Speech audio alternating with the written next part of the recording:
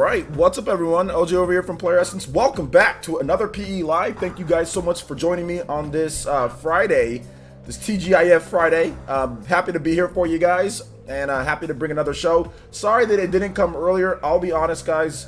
I was a little fatigued throughout the whole week. I think I overdid it just a little bit when it came to stuff, particularly yesterday and the day before. I think I worked back-to-back 15-hour days, and I kind of overdid it.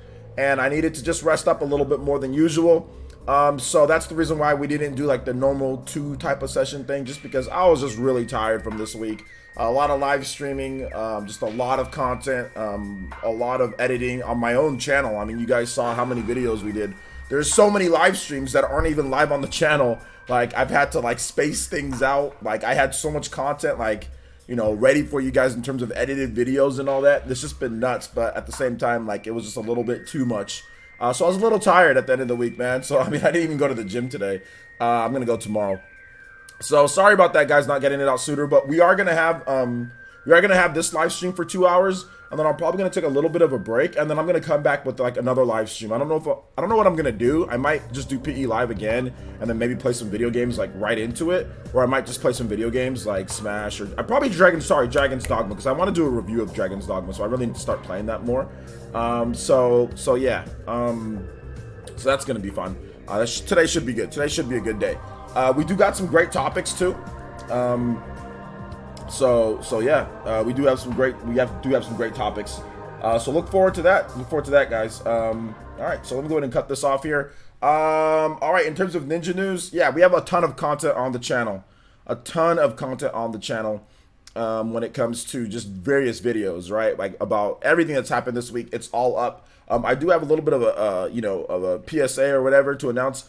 Player Essence Cross Nintendo going forward, that's going to be an edited show like it was back in the day, and it's going to be kind of like whenever I feel like doing it, because PE Live is pretty much taken over. It's simpler to say. I mean, we pretty much just go over Nintendo stuff anyway. Player Essence Cross Nintendo was back when the channel was really more of a multi-platform channel. So now that we're kind of just really geared towards Nintendo, a lot of Nintendo stuff here. And yeah, we'll talk about multi-platform stuff if it interests me or if it interests you guys. But for the most part, we're pretty much always talking about the best Nintendo news for the week, pretty much every single day. You know, we're talking about the best Nintendo news. So that's going to go towards an edited show. I'm going to make a new intro for you guys. I don't know when it will be back, but I'm going to try to make a new intro for you guys for Player Essence Cross Nintendo. For people that have been around long enough and actually know like what Player Essence Cross Nintendo was, because it was an edited show. So it was like an edited podcast, like long form podcast, and it'd be anywhere from like 15 to like 30 minutes, somewhere in that range. You watch it at the end of the week, and it has all the best news from Monday, Tuesday, Wednesday, Thursday, and Friday. Then bam, you get it at the end of the week. So it's going to be that again, and I'll make a new intro with new updated games. And like I said, I don't know when it will be back, but it will be back at some point. It'll be back at some point, so look forward to that. In terms of other Ninja news, yeah, just like there's a lot of content on the channel, so check it out. I messed up, guys. PE podcast number 48 never went live, so that just went live, and that was last week's podcast. And then I mistitled things because I didn't see that I forgot to put it live. So last night's podcast was PE podcast number 49. Then I put 48 in the thumbnail, so it was like we had 2 48s. And then I also made another mistake. So we're actually at PE podcast number 51, I think, next week. So I might just correct all that. I might not. I'm not really sure. But either way, yeah. PE podcast number 49, that will go live, I promise. It's up for Patreon backers, and it's up for YouTube members.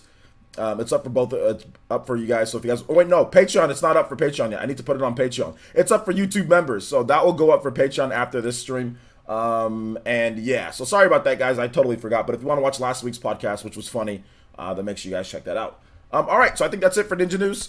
This weekend we're gonna have game streaming. If there's any tournaments, you guys let me know on Twitter. Like one of the Smash Brothers, like Party Man. I mean, if there's any big tournaments this week, or if you guys know of any tournaments for Smash, let me know the times, and we'll stream those. So let me know about that. We'll stream the top 8. That is, we'll stream the top 8, and we'll just react to whatever. If it's a big enough tournament, if there's good enough players, that is. At least like a B. It has to be at least a C or B tier. It can't be like just complete like nobody there, or like one person there. All right, so Ninja News, or no Ninja News. Shout outs. If you want me to say hi to you, feel free to say hi in the chat, and I will see your name. And let's do it here. Let's see here. Shout outs to the Party Man, the Bodyguard. What's up, dude? We're not gonna use the Party Man's here. Elite Ninja Hunter N64 is here. Gunslinger's here. Wave Symphony is here. Valhalla Outcast is here. Elite Ninja Sean Diamond is here. Reningon user. Let's go. Let's see here. Nathan is Drake is here. What's good, Nathan is Drake? Thatchy Hat Scotty. I have not seen that name yet before. I'm not sure if you are a new subscriber or if you're somebody that's just popping in, but thanks for coming out to the stream. Wave Check, what's up, man? Shout out to Elite Ninja Jumpmon. Elite Ninja Reningon user Aron, what's good, man? Let's see here. Last night's podcast was, gosh, shut up. Shut up, Aron. Let's see here. Matt Inside, what's good? Crystal Kite, what's up, man? Galaxy B, Gunslinger once again. Monkey Boy, what's good? Is it Raggy Hell Official? What's up, man? How's it going? I've been here for quite a while. All right, Thatchy Hat Scotty. Okay, thank you. Sorry that I didn't recognize the name immediately. Sorry about that. But thank you for being here. I appreciate your support, my man. I do appreciate it. Shout out to everybody who's here. Nearly 70-something people watching. Nice. Good stuff. So, especially for a Friday evening. Not bad at all, or afternoon, evening. Chance Lee, what's up, man? How's it going? Pay Fat Purple, what's good? Mr. BDS, what's good, homie? Good to see you here. Let's see. Today, still P5 salt mine out there in the world. A little bit, but obviously nowhere near as bad. The internet remembers and forgets things fairly quickly. So, there you go. Aiden Quinn, what's good, man? Yeah, it's getting really hot, dude. Like it was 95 degrees today. It's already summer. Like I said, we don't have a spring, in the Central Valley. We don't got a spring. There is no spring. It's just hot and cold. There is no, oh yeah, nice. I mean, there might be a few days like that, like sprinkled in from like March to April-ish, but once it's end of April, early May, it's over. It's summer. We got summer from May all the way to September is summer. Hot as hell. That's the price you pay. That's the price you pay living here. There's a lot of other benefits, but that's the price that you pay. So yeah, your winter is spring. I mean, for some people it is. Yeah, for some people, yeah, it is. I mean, for some people, in terms of like the type of weather that we get here, yeah, it'll be like during the winter, it'll be like okay. Most of the days it's like 60 degrees or something like that, and people think, oh, that's spring weather, whereas here that's like, oh, that's cold, or it might be like coldest it got, I think, was like 35 degrees at night, which for some people, like I said, that's not very cold at all, whereas here that's like bone chilling cold, like that's like freezing cold here. So yeah. Yo, what's up, TCRX Gaming? Shout outs to my boy Elite Ninja Hokage tier. What's up, man? Danielle Crowder, what's good, man? What's good? Let's see here. Does California have spring? Me, yes, but actually no. Yeah, California has spring. Like San Diego, San Francisco, the middle of California doesn't have spring, but the top and the bottom of California have spring. Yeah. They've got all 4 seasons. They've got all 4 seasons normally. San Diego just has good weather year round. Like San Diego is the prime weather spot in the world. It has just like the best weather, but it's like it costs $10,000 a month for a box, for a 500 by 500 square foot box in San Diego. So I'm good, man. You guys can have your nice weather and your taco trucks, because there's some damn good taco trucks in San Diego. But they can keep it. They can keep it, and I can visit whenever I feel like visiting. I can just make the drive. It's not worth it unless you got a really, really, really good job in San Diego, which many people do. So unless you got a super good job, it's not worth living there. So yeah. The Central Valley feels like a different country sometimes. It does, dude. But like I said, it's the price that you pay. It's the price that you pay for the housing here. It's the price that you pay.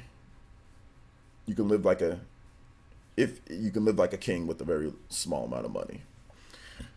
At the end of the day. Let's see here.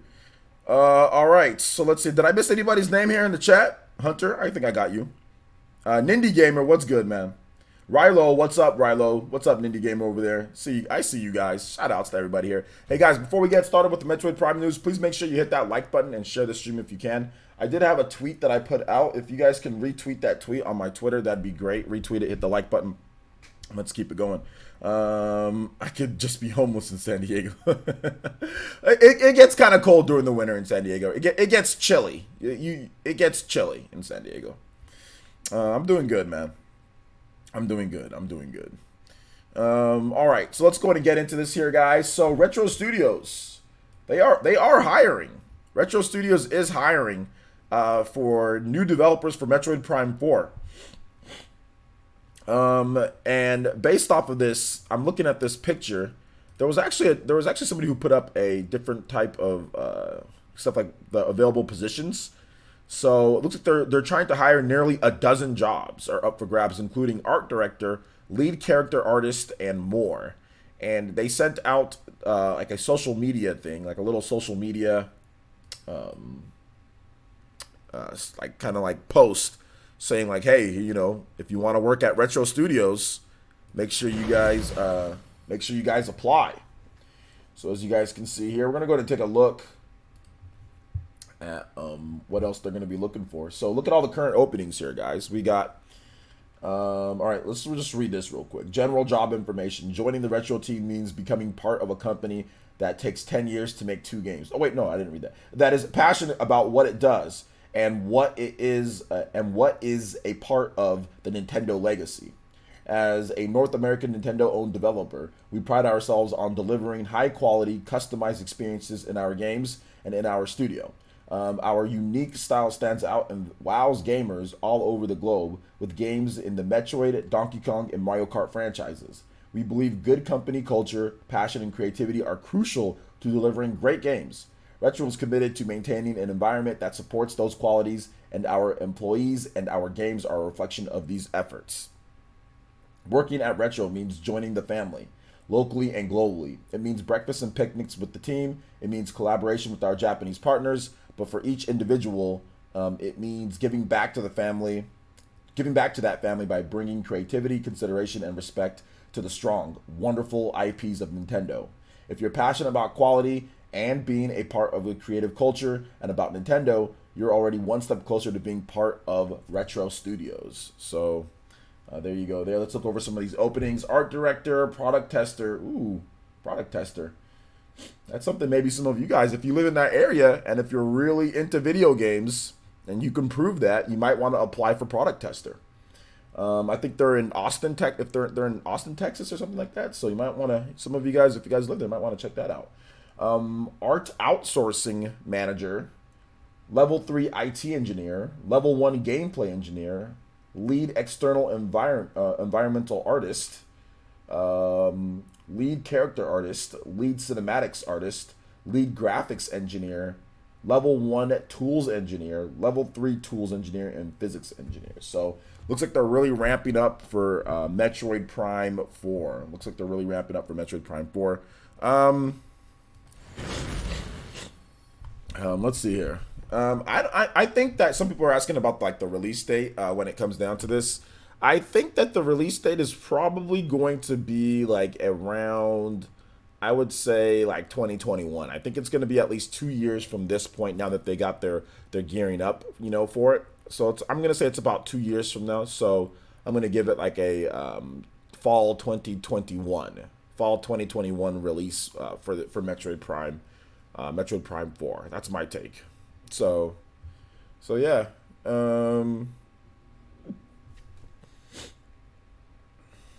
I think Beat 'em Up said I don't think he'd do something like that. I think he'd probably do. I think he said he's doing something like voice acting for some video games.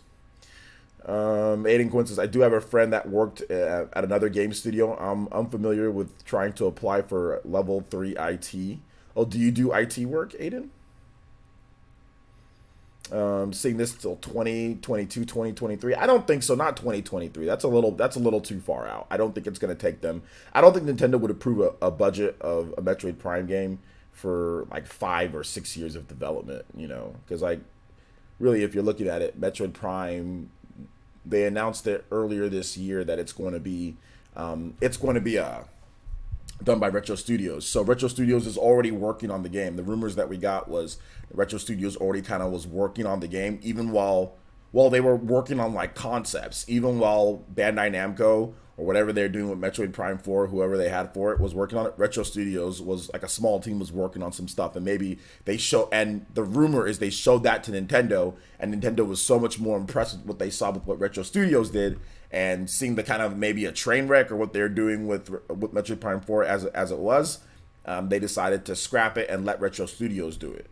So at this point, if they're gearing up this much, that means they're already really in the thick of it in terms of development. So if they go hard this year, right, they're going to go hard with developing the game. They go hard next year, I think at the max, that would be okay. Then it's ready in that third year. I don't think Nintendo's going to say 2023. That'd be, that'd be 4 years from now. There's no way that they're going to be sitting here grinding it out for 4 years on a Metroid Prime. I don't think Nintendo would approve that budget. And then also with the type of like way it happened here, I think a good Metroid Prime game, when it comes to what they're gonna do, it's probably gonna be about a good 2.5 to 3 year development. So I said the latest that I see this one is 2022, not 2023, unless there's something that goes wrong. Like let's say that there's just a bug and they can't fix it, the game breaking, or it's just they can't think of the direction, or just something really goes wrong. I don't see it going out that far. But that's just my opinion. Let's see here. Yo, what's up? The hands the third.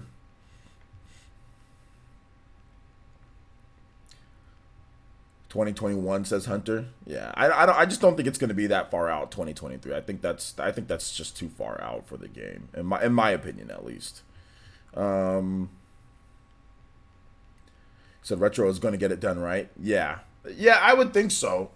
They've done it before, right? Retro Studios, they know how to make Metroid Prime games. They know what they're doing when it comes down to it. So it makes sense that Retro got the game back. And it makes me wonder, what were they working on when they didn't have Metroid Prime 4, and did they finish that, or was there are they going to release whatever they were working on, or are they just going to put that on the back burner and really grind out Metroid Prime 4?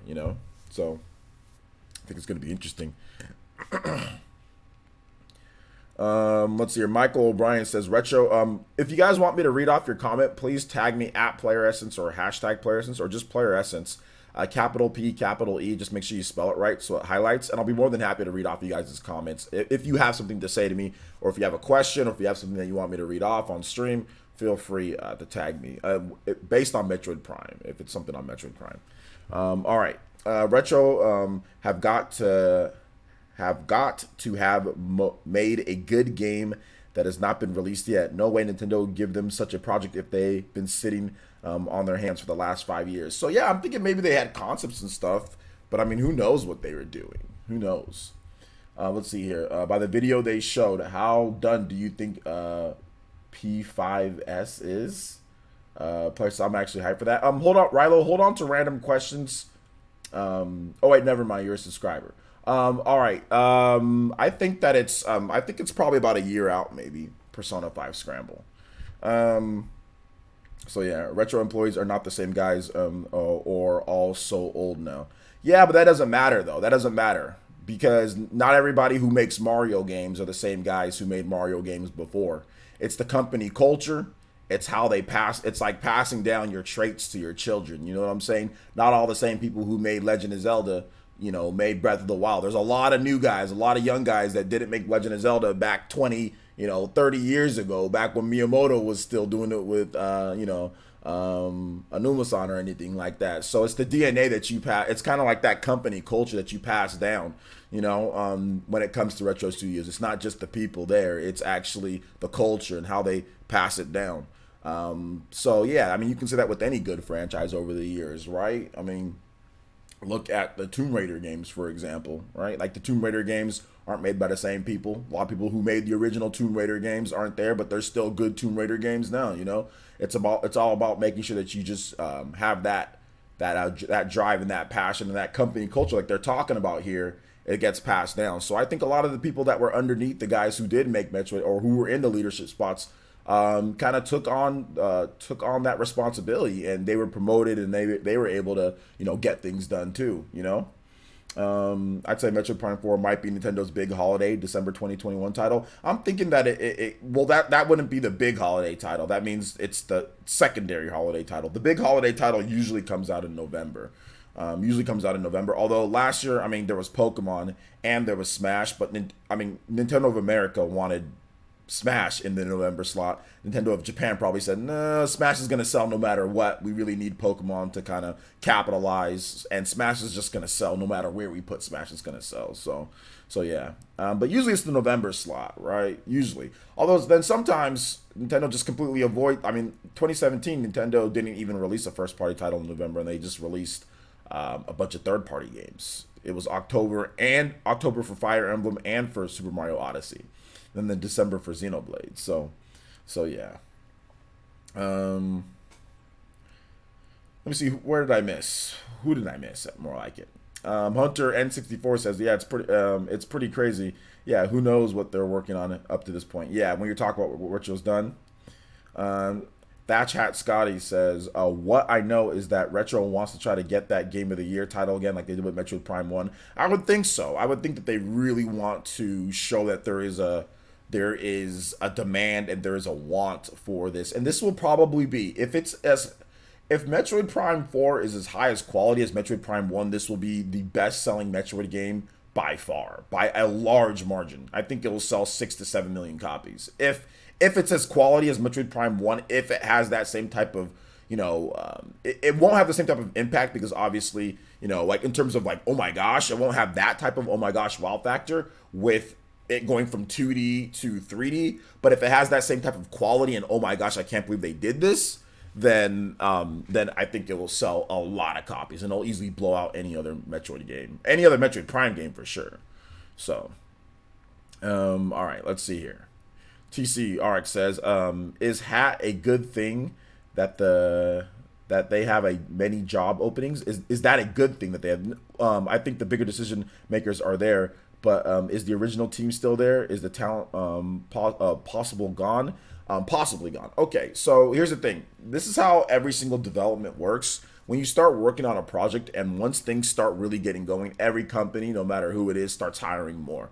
You see that with all companies. You see that with every single company. When development starts really getting into there, you start adding on more people, especially with bigger games. Nintendo does this. I mean, lots of people do this. Monolith Soft does this, right? We've heard about Monolith Soft ramping up, and they want more people coming on because they're making their game, and they need more people to ensure that the game is going to get done on a certain time. It also helps the developers so they don't have crunch. It reduces crunch time when you do this, and it reduces the amount of time that you have to, like, that one person might have to work on things, or 3 people might have to work on something. So it's always a good thing. You got to think for the mental health and the well-being of the developers. You need more, if you need more people to help out, that's a good thing. That's never a bad thing to hire on more people in development, because it's like, okay, well, maybe we're getting stretched a little bit too thin here. Let's bring some more people on to help. So that's a good thing from when it comes to when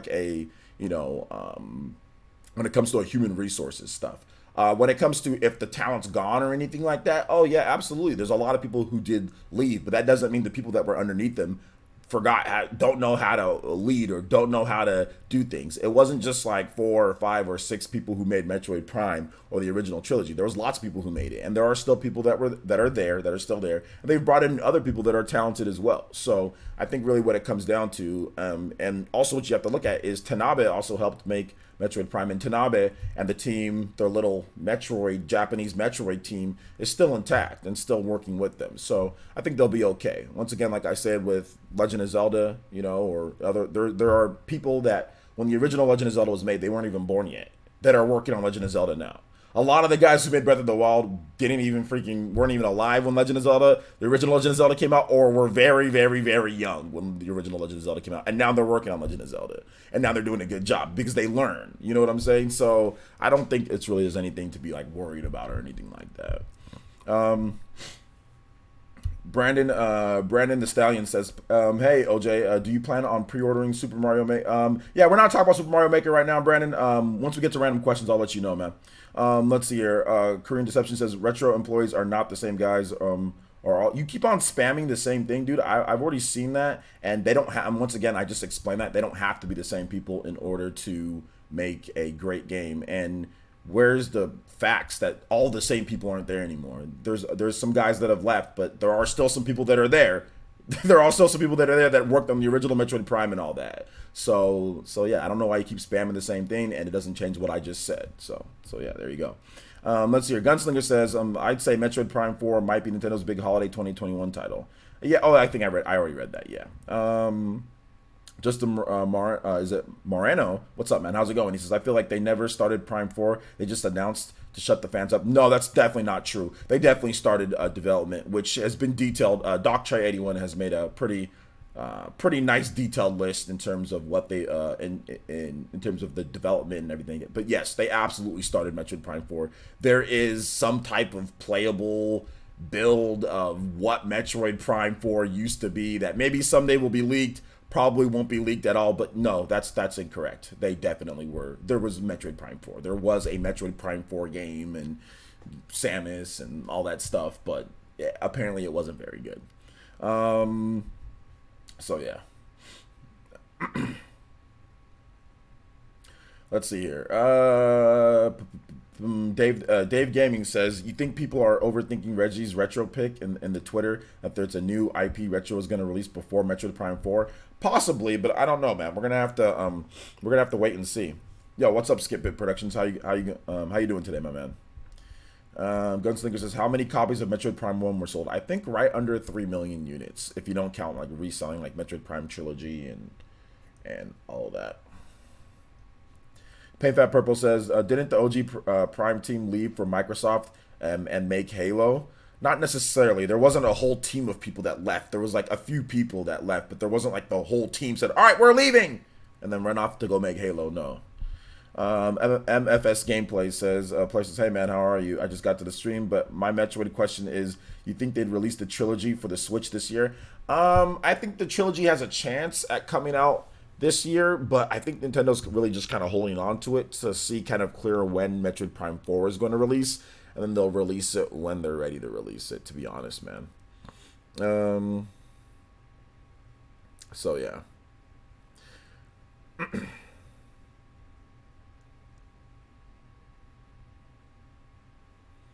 Who was the old developer for Metroid Prime 4?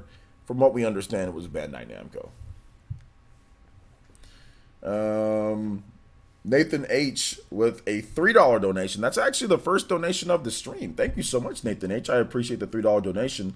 And he says, Prime 4 needs glorious online with voice chat. I don't know if Prime 4 needs that. I know a lot of people would like online multiplayer with voice chat. I'm not a big online multiplayer guy, nor am I a big voice chat guy, like built in, like hearing people talk. But at the same time, I'm not everybody, and there's a lot of people who do like voice chat and online multiplayer. I was never really into Metroid Prime 2's multiplayer. I was never really into Metroid Prime Hunters multiplayer. I was never into Metroid Prime Federation Force, like that multiplayer. I was never into any, like, to me, Metroid's always about single player experience, like, you know, the backtracking or whatever, and I just want them to add really cool new elements to make it more gamey, you know what I'm saying, to make it not so basic in terms of the, like, some of the combat options. I just want there to a little bit like be like some more bounties and things like that, like actually be able to be like a real bounty hunter, not like a bounty hunter in name and then kind of like this weird bounty hunter. But yeah, man, I agree with you. I think a lot of people would like that as well. But no, I'm not trying to have voice chat. I mean, I don't care about that, more like I don't care about it, but I know other people do. So I think it'd be cool if they implemented it. It'd be cool if they could. All right, so let's go and get your name up here. Nathan H on the leaderboard here. Thank you. You are the top stream ninja for the stream. So you guys give some love to Nathan H. And I will put the 3 up here. Also, Aron with the $1.99 donation. And he says, play any song with the name that starts with D. I refuse to do that with the super chat. With the super chat donation, I absolutely refuse. There's only certain limits that I'm gonna go to on, and you've crossed the line, my friend. You've crossed the line. And I'm not gonna do that. Pick a different song, or use Streamlabs.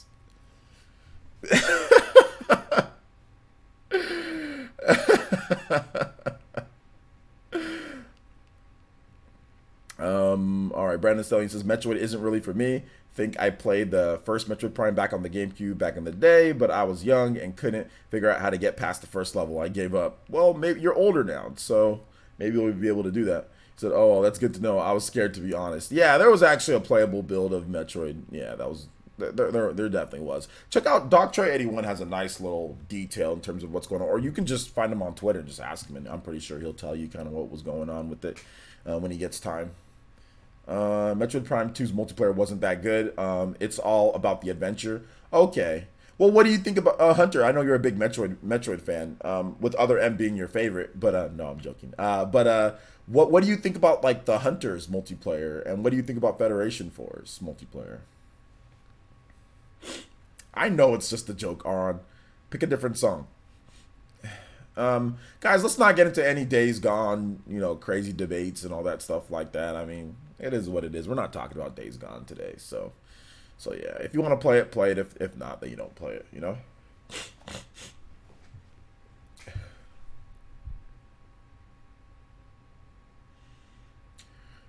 All right. So yeah, I'm the top stream ninja. Oh, there you go, man. Shout outs. All right. So anything else on Metroid Prime, guys, or did you guys want to move on? We actually spent a little bit more time on that than I thought that we would. But either way, good stuff. Hunter N64 says, I wasn't a big fan of Metroid Hunters, and Federation Force was trash, but from what I saw, LOL. Okay. No random, like I said, random. If you're an elite ninja here in the village, yeah, you could. I'll answer random questions. Only for elite ninjas, though. Otherwise, people just start piling up. All right, so let's see here. Let's move on to the next topic here, guys.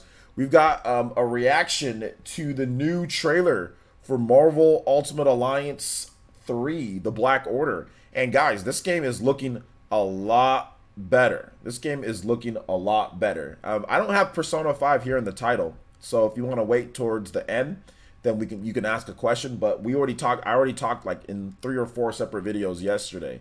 So we're talking about some of the new stuff that we didn't get around to. So I mean, you can leave if you're just here for that, or you can wait towards the end, my man. This is my stream, not yours. So yeah. But Persona 5 isn't even in the title.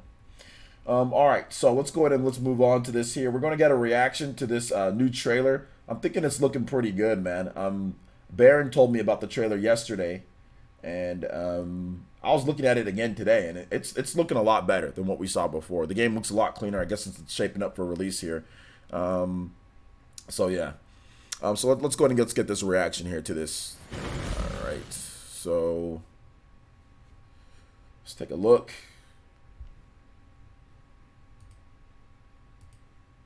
All right. So this is actually a Japanese commercial for the game. So yeah, a Japanese commercial. This is the newest commercial for the game. Hopefully it's not too loud. All right, let's take a look.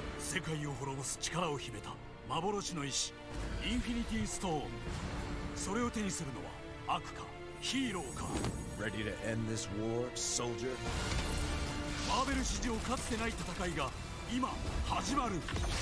Thanos inches closer to victory. Nintendo Switch Marvel Ultimate Alliance 3. Marvel Ultimate Alliance 3. Nice, man. Looking a lot better. Looking a lot smoother from the last time that we saw in the trailer. I'm really looking forward to the game, man. I was always looking forward to it because I'm a big Marvel Ultimate Alliance fan. But I mean, like the fact that they did some more polish to it and just did, and they actually shaped things up quite a bit, man. It's looking good. Shout outs to Arm with the $5 donation and says, "Can you play a Fleeting Dream from Final Fantasy X?" Absolutely, Arm. Thank you for the donation, and Arm, that does make you the top stream ninja for the night, man. So thank you so much for the $5 donation. Thank you for using Streamlabs as well. I appreciate that. All right, so go ahead and get you up here with the 5. All right, thank you, man. I appreciate that, dude. I really do. And let's get your music going, shall we?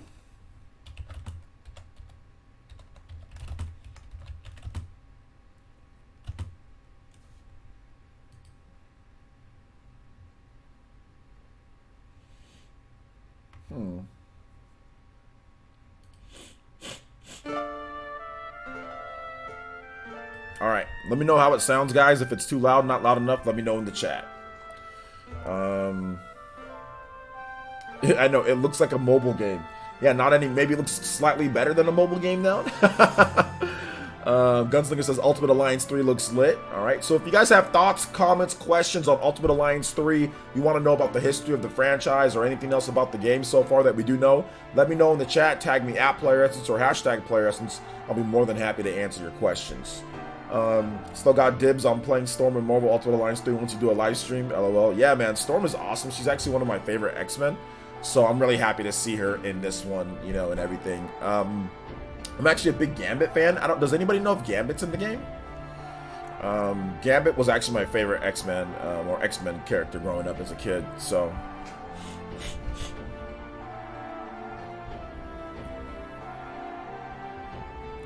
all right, yeah, I think it's time for you to eat a timeout. Christopher, thanks for coming out to the stream, though. I appreciate you watching, though, honey. So you could maybe just watch a little bit more. Let's see here. It looks clean. Might have to cop. Yeah, dude. It's like, man, like, it's really good. It's really good. I love the Ultimate Alliance brand, man. I love it. It's such a good franchise. Let's see here. I'm excited to see what characters are in the game. Yeah, does anybody know I don't know if I've seen Gambit yet. Most of the characters are from the Marvel films. Okay, from the films. Gambit's been in some of the films though, right? The only Marvel game I cared about was Marvel vs. Capcom. I forget which number, but good memories with that game. Well, there's only a few. So like Marvel vs. Capcom 1, Marvel vs. Capcom 2, Marvel vs. Capcom 3, and then Marvel vs. Capcom Infinite, which isn't numbered. So yeah. Leo Aguilar says, how was the style of the game? I know it's some RPG elements from the trailer I saw in the direct in February. Yeah, so basically it's like, think of something like Streets of Rage, think of something like old school beat 'em up, but think about it as a little bit more like, or actually think of like Diablo. Okay, so there we go. Think of Diablo 3 on the Switch or Diablo 3. Think about that, but with Marvel characters instead. That's exactly what it is. It's Diablo with Marvel characters and a Marvel story. You know what I'm saying? Like that's exactly what it is. Even like somewhat of like the camera viewpoints and everything, it's Diablo 3 with Marvel characters. That's basically what it is. Gambit isn't in any recent film. Okay, what film is Gambit in? Marvel Ultimate Alliance 3 is a multiplayer game? Yeah, absolutely it's a multiplayer game. It's a big multiplayer game. It's 4 players, local and co-op. Online multiplayer. Like that's part of the strategies of the game is to team up with your friends and play the game. Now you can play it single player and you can be just fine, but when you play with multiple characters, or when you play multiplayer, it actually makes things harder and you can do team up powers.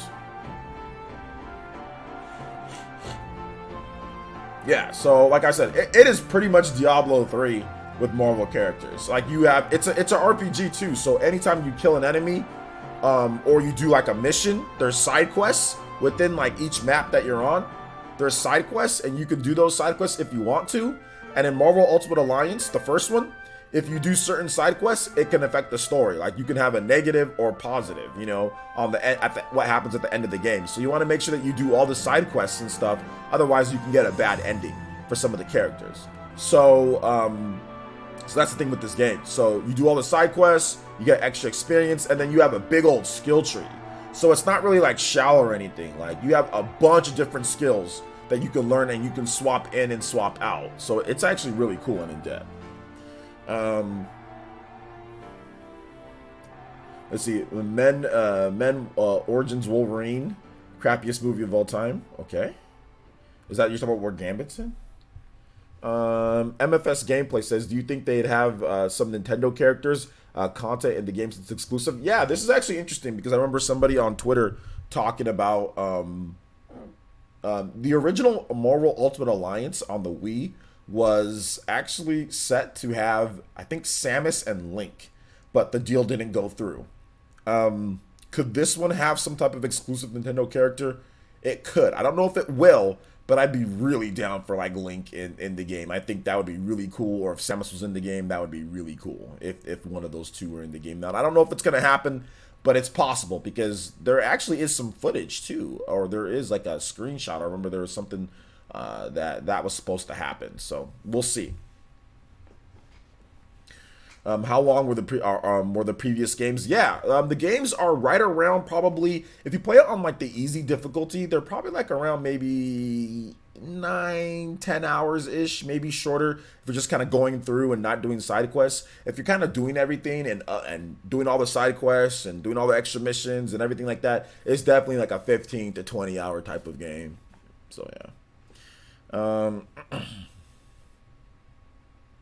Be more, and there's lots of replay value because you have, obviously you can't do all the character stuff, you know.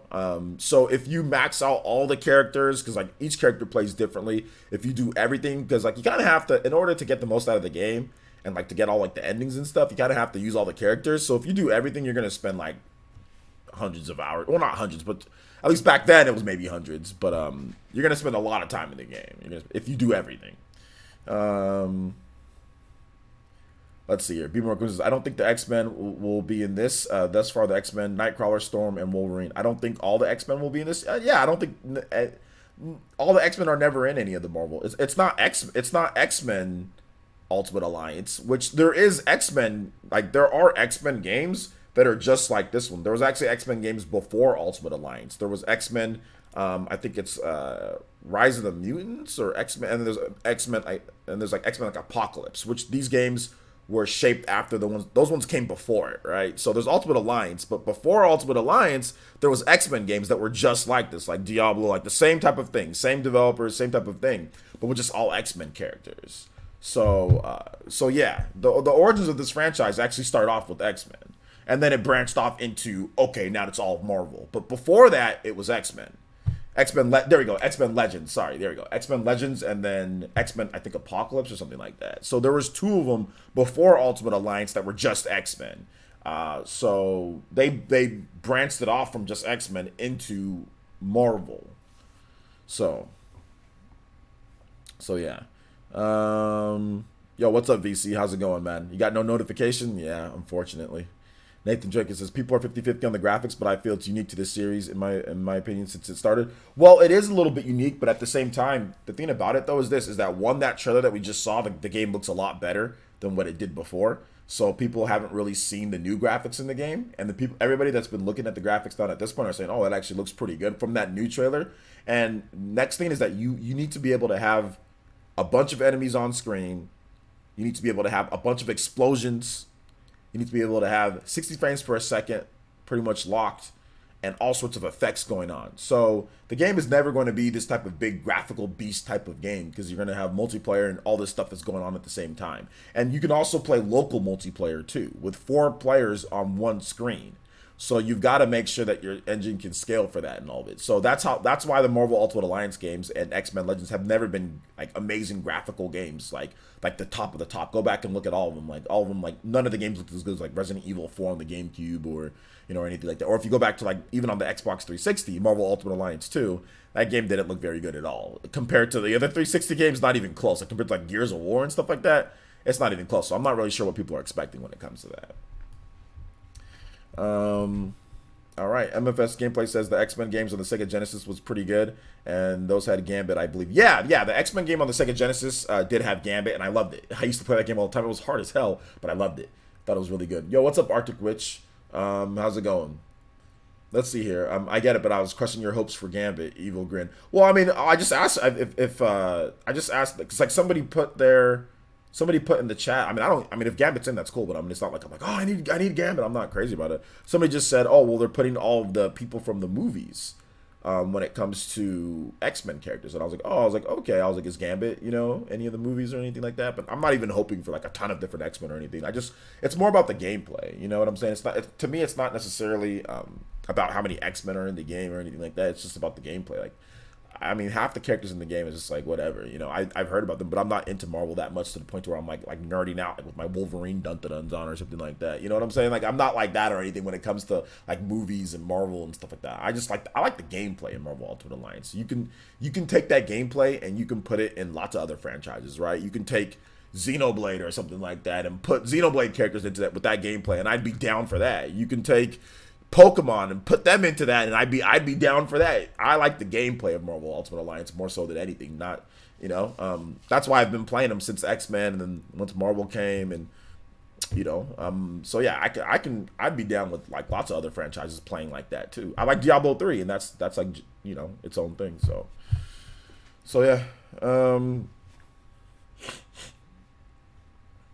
So let's see here. Do you guys have anything else when it comes to Marvel Ultimate Alliance? I'll be more than happy to answer questions. You can tag me at PlayerSense or hashtag PlayerSense. Feel free.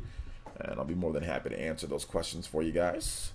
The trailers make me think that the old X-Men arcade games I used to love, but in 3D. Yeah, pretty much that was the energy that they were going for, Michael. They wanted to take the old school classic beat 'em up, right? So like the Final Fight, the old school X-Men, all of that stuff, and they wanted to make it 3D. They said, well, how can we make this good in 3D? There hadn't really been a lot of good 3D, beat 'em up games, right? There wasn't really a lot of good ones that I can remember, at least. I mean, there were some. I mean, there was like Gauntlet. There was some other stuff out there that was, 3D, or not even really 3D. But one second, guys.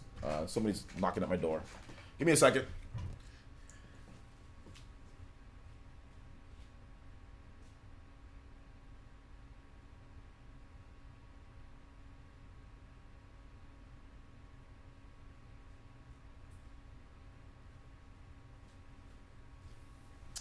I don't know who it is, but I'm gonna throw on some music for you guys.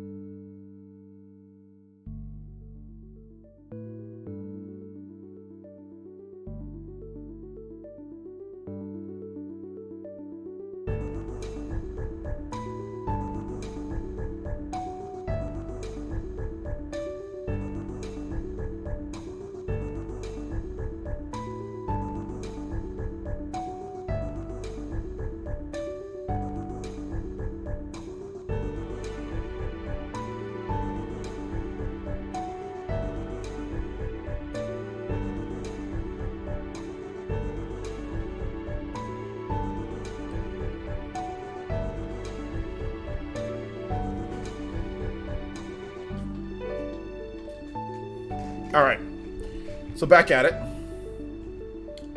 So basically, yeah, that was the whole thing when it comes to. Oh, that's a great theme. That was the whole thing when it comes to like Marvel Ultimate Alliance. That's kind of like what they were going for to make like a really good, beat 'em up game like the old school 2D ones and put it in 3D. And that's what they tried. So yeah. What's the price? It's a standard price of the game, $59.99. Deadpool hype is Deadpool. I don't know if Deadpool's in the game. Is he? T Dude says X-Men is one of my favorite arcade games when I was a senior in high school, 1992. You were a senior in high school in 1992, T Dude? Oh man. I didn't know you. I didn't realize that you were that age. I thought you were much younger than what you than what you. Okay, all right, man. Cool. Shoutouts. All right. What is the song just now? It's really good. Yeah, the song it was "Be Said Island" from Final Fantasy X. Deadpool's on the cover. Is Deadpool on the cover? See, that's the thing. I'm not paying attention to even. I'm not even paying attention to the cover of the game. They have the what was it? Galaxy of the whatever people there. So there's like all sorts of people in the game. Guardians of the Galaxy. So yeah. There you go. Sales predictions. I have no idea when it comes to sales predictions. I'm thinking that it's probably going to do at least 2 to 3 million minimum for the game. I guess I'm just taking a shot. But yeah, the other Marvel Ultimate Alliance games sold well on the Wii, and on the on the game or on the GameCube, like the Legends game, those ones sold okay. So I'm thinking this one's gonna do better than those. So I'm gonna say about like 2 to 3 million maybe. So yeah. Yo, who's Gunslinger? Let's go. Thank you so much, Gunslinger. Welcome to the elite ninja village of player essence. My man has got his eyes. Let's go. Thank you so much, Gunslinger. I appreciate that elite ninja pledge. Remember, enjoy your access to your emotes and also our exclusive Discord to play Super Smash Bros. Against myself and the other elite ninja here in the village, and also stuff like Mario Kart 8 Deluxe and more. And we'll probably be playing Marvel Ultimate Alliance too. So look forward to that. So thank you so much, man. That puts us at 152. We are getting a new emote, so look forward to a what's it called? A poll. Look forward to a poll that will be going up on the channel, on the community page for members only, to where you will be able to vote on a brand new emote slot. So look forward to that, guys. And Patreon's going to have their poll, and then we're going to pit the Patreon votes versus this. And if you're on both, well, there you go. You can vote for both. So, yeah. Ooh, excuse me. Excuse me again. All right. So yeah, awesome stuff there. Thank you so much, Gunslinger. I appreciate that. But wait a minute. Patreon people can't even use emotes, so it doesn't make sense.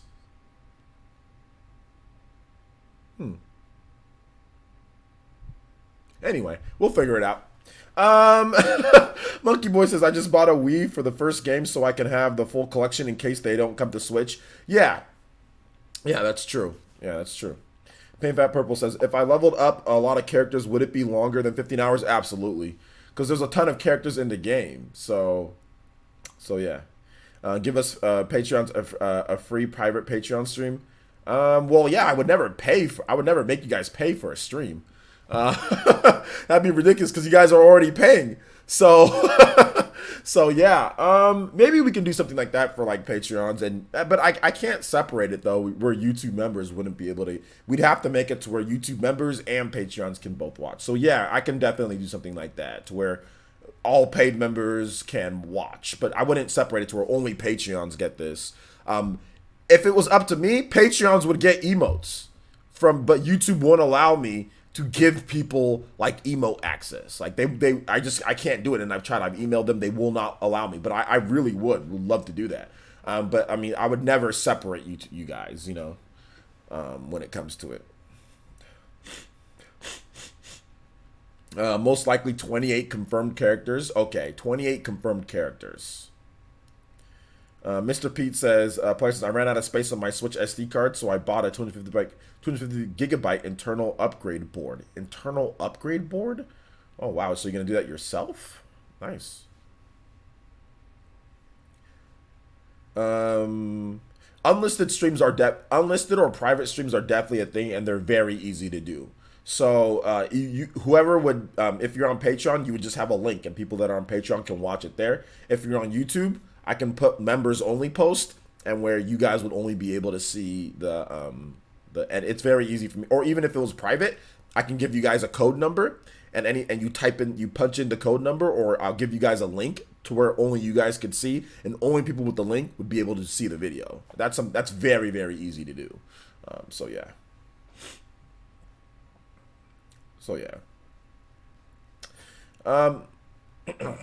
So yeah, I can think about something like that. Although once we get to 200, we will do a Fire Emblem Three Houses hardcore classic run. So we will do that. So if we get to 200 members, which I'll have the new post, like I'll give you guys the new emote options. We'll get the new emote by this weekend, and then I'll have a new thing up here somewhere in terms of that. If we get to 200, then we will do a Fire Emblem, and that's gonna kick my butt. And that is like, it's either I restart the chapter if somebody dies, or I just let them, or I just continue playing. So I'm probably gonna restart the chapter because I don't want anybody dying. But that's the whole thing. Like before, with Fire Emblem, I always just played through. You know what I'm saying? Like the only time that I actually did that when it comes to playing the game on classic and hardcore was Fire Emblem Awakening. I did everything in that game. But Fire Emblem Fates and Fire Emblem Fates Conquest is impossible. Like, I gave up. I'm like, this is stupid. I'm just sitting there getting my butt destroyed I know I can't do it. I can't do this. So I did not beat Fire Emblem Fates on Hardcore Classic. There's just it's too hard. It's just way too hard.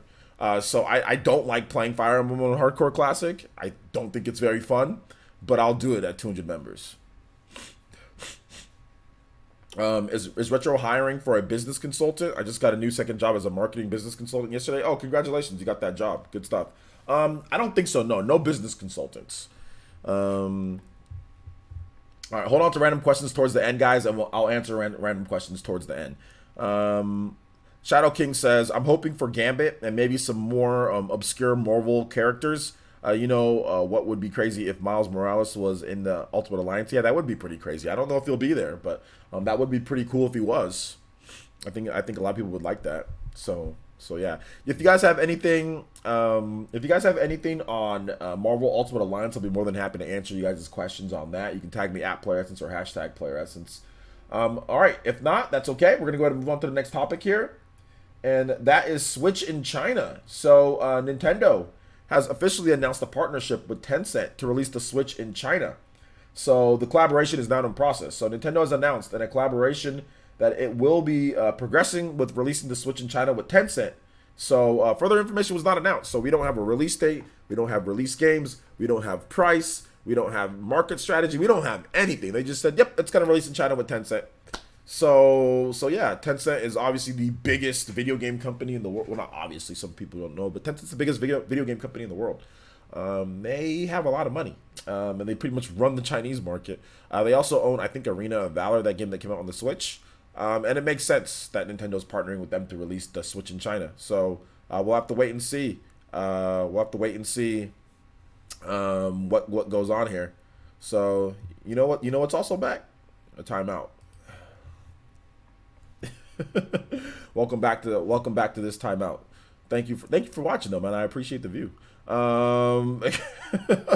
Let's see here. VC says, I believe in the first month the Switch can sell at least 3 million units in the first month in China. 3 million units in the first month in China? Dude, there's no way that's gonna happen.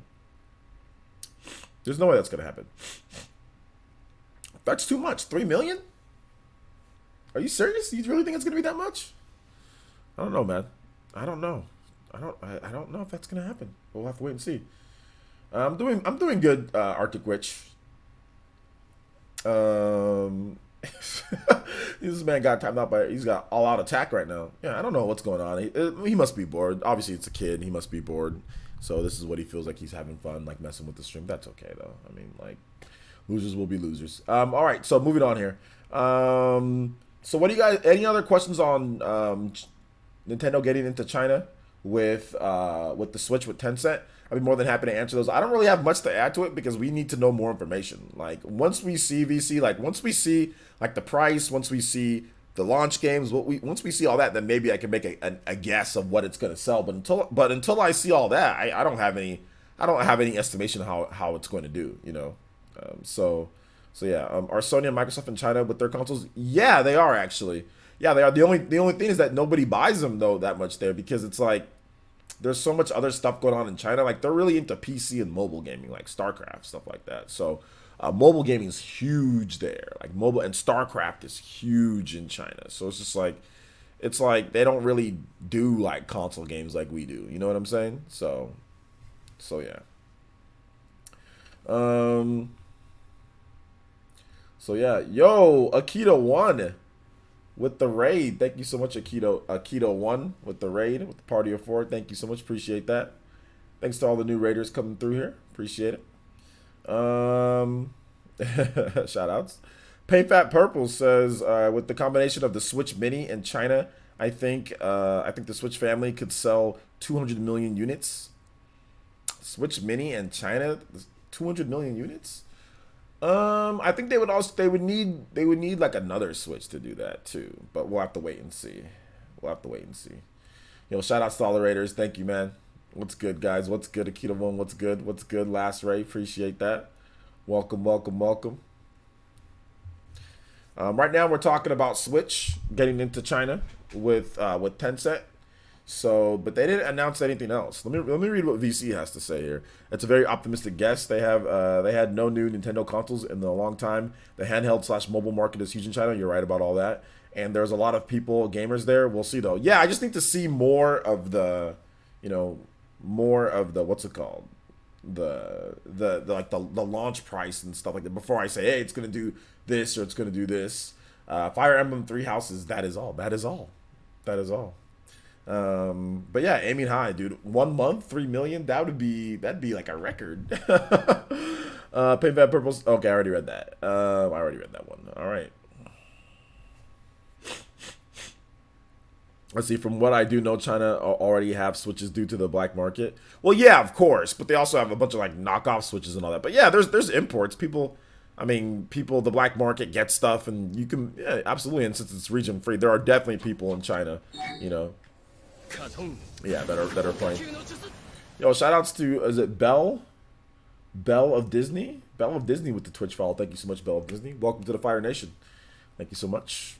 Tommy says, I think they should add more games that China loved a lot, like StarCraft or something. Yeah, Thomas, I think that'd be a good idea. If they can get StarCraft, that'd be a good idea. They have Arena of Valor, so that's a nice start. But absolutely. VC says, if they start with Odyssey, Breath of the Wild, Pokemon Let's Go as the first titles for China, it will sell 3 million hardware units. Software sales would be off the charts. I don't know. We still need to know price though. We need to know. The biggest thing is price. Like, price always affects everything. If the PS5 comes out and it's $10,000, nobody's gonna buy it, unless you're like super rich. But if it's $300 and it's really good, then everybody's gonna buy it. Then it's gonna sell more. So we really need to know price. So yeah, we really need to know price before anything. I'd say the Switch could sell 1.5 million units in a month. Okay, 1.5 million seems a little bit more reasonable. So yeah, but we have, like I said, for me, it's the biggest thing, the price. He said it's kind of sad that New Super Mario Bros. Is the only confirmed game for Switch in China. How is that kind of sad when they haven't really confirmed anything, to be honest? So, and I don't see why, if they're doing a partnership with Tencent, why Arena of Valor, which is already, I think, in Chinese, wouldn't already be a game as well, because they put that game out there on the Nintendo Switch. That's exclusive in terms of consoles wise. So I don't think it's sad. I think we still need to wait for the actual official announcement. I didn't even see that on here. They said no further information was announced. So I mean, just because one game, it's not sad. Oh, only one game, sad. Like, really? How's that sad? We need to wait for they haven't announced the official lineup. Wait for the official lineup, and then we'll say if it's sad or if it's not a good lineup or not. But that's way too premature to sit there and say that. Way too premature. The lineup is not confirmed yet. Let's wait for the official lineup where they say, hey, this is what we're going to get. This is what's going on. This is the price. And then we can sit there and say what's sad and what's not sad and all that. So, yeah, way too early on that one. Michael O'Brien says, if we got figures on how popular the games were that were released on the NVIDIA Shield in China, that could help us. Maybe. Would handheld do numbers? Would a handheld do numbers over in China? How did past gaming handhelds do? I asked because more home consoles haven't done crazy. Well, there hasn't been any consoles for Nintendo systems over there in a long time, dude. In like more than like a decade or something like that. So we don't know how it would do. But the Chinese market they like PC and they like mobile. Those are the two things that they like. So I think it has a shot. At doing well. So, all right, guys, we're at an hour 12. So we're going to go ahead and start up a random Q&A. So if you have a question when it comes to anything in gaming for this week, I'll be more than happy to answer your questions. Just to let the new people know that we're asking random questions earlier and I didn't answer them. Yeah, like if I the reason why is so I don't go off topic too much and we can kind of focus on some of the different topics. And then once we get to questions at the end, then you can kind of ask me. Otherwise, the show just kind of gets derailed. So that's the reason why. I don't answer random questions unless you're an Elite Ninja. If you're an Elite Ninja and you say something, I'll probably answer it. If you're an Elite Ninja on Twitch or if you're on YouTube, I'll answer it. But nah, not just random questions from everybody. Otherwise, it just gets derailed. Which I used to do random questions throughout the whole thing, and half the time I wouldn't even finish with the topics. So that's the reason why. It's not because I'm trying to be mean or anything like that or trying to be like rude. All right, so let's go ahead and get into these questions here. Tag me at Player Essence or hashtag Player Essence in order to ask your question. or just Player Essence capital P capital E. If you don't tag me, I might not answer your question because I might not see it because we have 100-something people in here. All right, so Jumpmon says, what will you get Persona 5 Scramble on? I already answered that on my videos. I'm gonna get it on PS4 and on the Switch. Brainstorm Shockwave says, "What? It makes me sad that Marvel Ultimate Alliance 3 is cartoony like unlike the other two. Sad how Marvel actually the style is just like the other two games. What do you mean cartoony like? I don't get it. They were always like that. Like maybe I don't think Marvel Ultimate Alliance 2 wasn't, but no, the origins of the series has always been more of like the comic book style." Things like that. So I don't know why you're upset with that.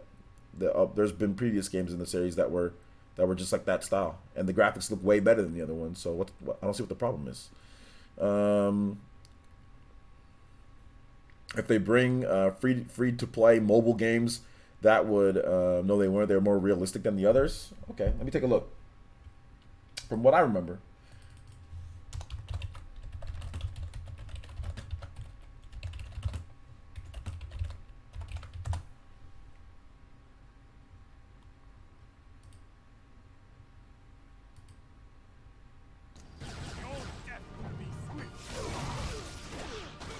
I guess the graphics are so bad it's hard to kind of tell.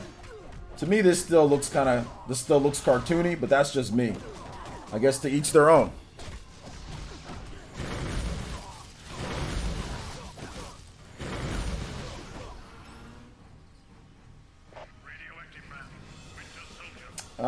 I mean, why haven't you destroyed that stabilizing engine yet? Sorry. like with the little like pics like this looks kind of cartoony to me. But I mean, if you don't like the new graphics, then that's fine. You can play these ones. Still looks kind of this looks kind of cartoony to me. This doesn't look like super realistic. This looks with these pics like this looks like cartoon animation to me. This doesn't look like real hardcore realistic to me. But maybe just because the graphics aren't very good. But hey, if you like this more, if you think this is more not like if the other one's way too cartoony for you, you feel free to play this, and we'll play the new one. Anyway, moving on. Rio Romero with the $5 donation and says, "Hey OJ, looking for some 4K TVs for the next consoles. How important is 60 hertz to 120? If you can answer, it's fine. Always to try to catch your streams. Yeah, you want to get the 120 hertz refresh rates. You definitely want to get those ones when it comes to it, and you want to get the ones with game mode as well. Let's see here. M. Williams, or hold up. VC's, what are the 12 most played games on your Switch? Dude, I don't know that off the top of my head, man. I don't know what the 12 most played games on my Switch are on the top of my head, and I have a work Switch and another Switch. I don't know which ones are. M. Williams says, I think Nvidia had some Nintendo games on the Shield over in China. They did. You hear anything about it, if it was effective at all? I'm not really sure in terms of the effectiveness of it, but I know that they did have some games there on it. So yeah. Let's see. Omega Chase says, what impact you more as a gamer? Turn-based RPGs, strategy RPGs, or action RPGs, and why? Turn-based, because turn-based were the ones that were given to us first. So when I was young. Is there any info on the Sekiro update 2? No, we just got the Sekiro update 1. The first Sekiro update just came out, right? The one that balanced some things and did some other stuff. It's still okay. A lot of you guys are saying it looks cartoony. Okay, well, because I think maybe it's just because the graphics aren't very good. I don't know.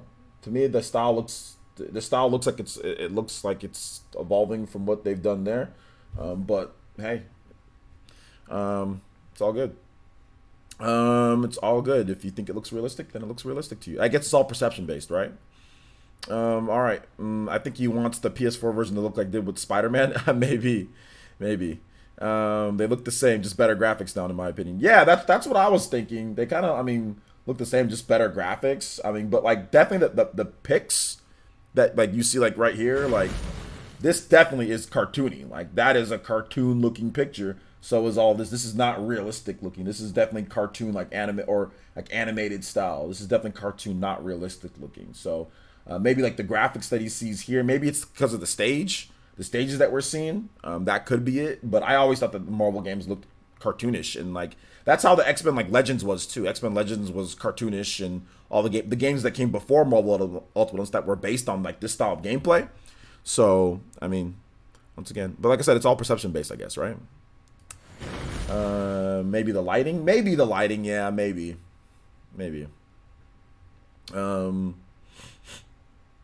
Will Nintendo bring out another update to allow us to use the gaming headsets via Bluetooth? I don't know. That's a question for Nintendo, not me.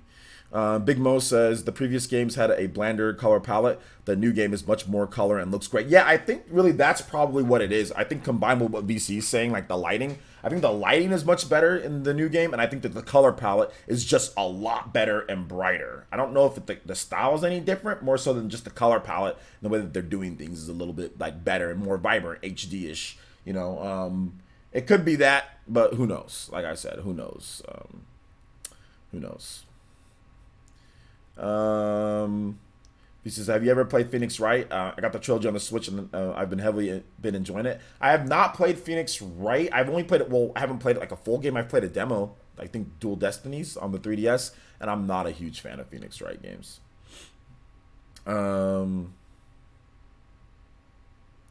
Yeah, but I don't feel like booting up my Switch and checking my top. I don't feel like doing that right now. That's the thing. Ben G says, OJ, thinking about selling my PS4 collection. 1 terabyte console, 23 games, mostly greatest hits. What's a good price range? I would highly suggest, unless you absolutely, positively need the money, I highly suggest you holding on to your games and passing that on to whoever your offspring is or whoever your, benefactors, years and years and years in the future. I highly suggest that you just hold on to what you have, unless you absolutely need the money. That is my suggestion, but I have no idea. You need to find somebody to appraise the games, and like look at the going rates. So I don't want to tell you a bad price, but I highly suggest that you just hold on to your games, hold on to your systems, hold on to your games unless you absolutely need the money. You want to hold on to them because years and years down the line, if you have a child, if you have a grandchild, or whatever the case is, you can show them this cool stuff. You know what I'm saying? Like, I had a friend whose dad used to hold on to all the old Atari and ColecoVision and all this stuff. And I remember I went into his house and he showed us his old school game room that he had, and he had all these old video games, and it was like being inside I got put like in a time machine. So this was like in the late 90s or so. And I was put in a time machine, and he showed us all the old school Pac-Man and games and Pitfall, and we were playing that. I'm like, man, this is so cool because you never saw that before. So imagine 30, 40, 50 years from now, and you have that grandchild, or you have that, somebody or whatever the case is, and you can say, yo, look at this old school PS4. I know it sounds crazy, but look at this that I've got, or look at these games, and this is how it was back then. So I'm big on nostalgia and like holding on to things. So I would just say hold on to it, and trust me, it'll pay off in the future through memories. You know what I'm saying? But that's just me. That's just my take. So yeah. Am I getting Mario Maker 2? Yeah, I'm going to get Mario Maker 2. I'll probably get a review code for it. The two highest are Xenoblade and Smash Ultimate on Switch. Probably, yeah. OJ, okay, I already read that. So hopefully I gave you some good advice, Benji. Maybe I didn't, but either way. Yeah, I understand what you were saying. I like collecting things too. Yeah, then hold on to it, man. Just do what you need to do. Maybe, you stop eating. I don't know what your eating habits are, but if you're eating fast food a couple times, a month, cut that in half, do what you need to do to save money in other spots. If you need to get some extra money, or kind of cut back on, some stuff, maybe you don't buy that extra, those clothes or those shoes for this month or that month. I mean, that's what I do, man. Y'all see me wearing the same stuff all the time. I just bought new shoes after 3 years because I'm very, very, very like frugal with stuff. I only buy what I need, which is food and which is paying the bills and sometimes video games to cover on the channel. And that's that. You know what I'm saying? My car that I got that car before I even went full time here on Player Essence. And it's just a normal car, Chevy Cruze. Nothing extravagant, nothing crazy. Moved all the way out in the freaking dusty Farmville just so I can get a good deal on a house. Moved all the way the hell out here just so I can get a good deal on a house under $200,000 a year. Sorry for the for the whole house, $200,000 for the whole house. So I was like, nah, I ain't trying to spend no $250,000, $300,000 on a house. I get me something underneath 200,000, you know. So that's just my thought process, at least. I need new shoes. Mine are falling apart at the seams. That's not true, Mr. Pete. Is Monster Hunter Stories a Switch port a possibility? I think it's a possibility, yeah, because it's on mobile. Did someone say Bluetooth headsets don't work on Switch? I use my PS4 headset on my Switch. He said patch in, I think, like full Bluetooth headset support. So I think that's what he meant, because like not all Bluetooth headsets work. So yeah.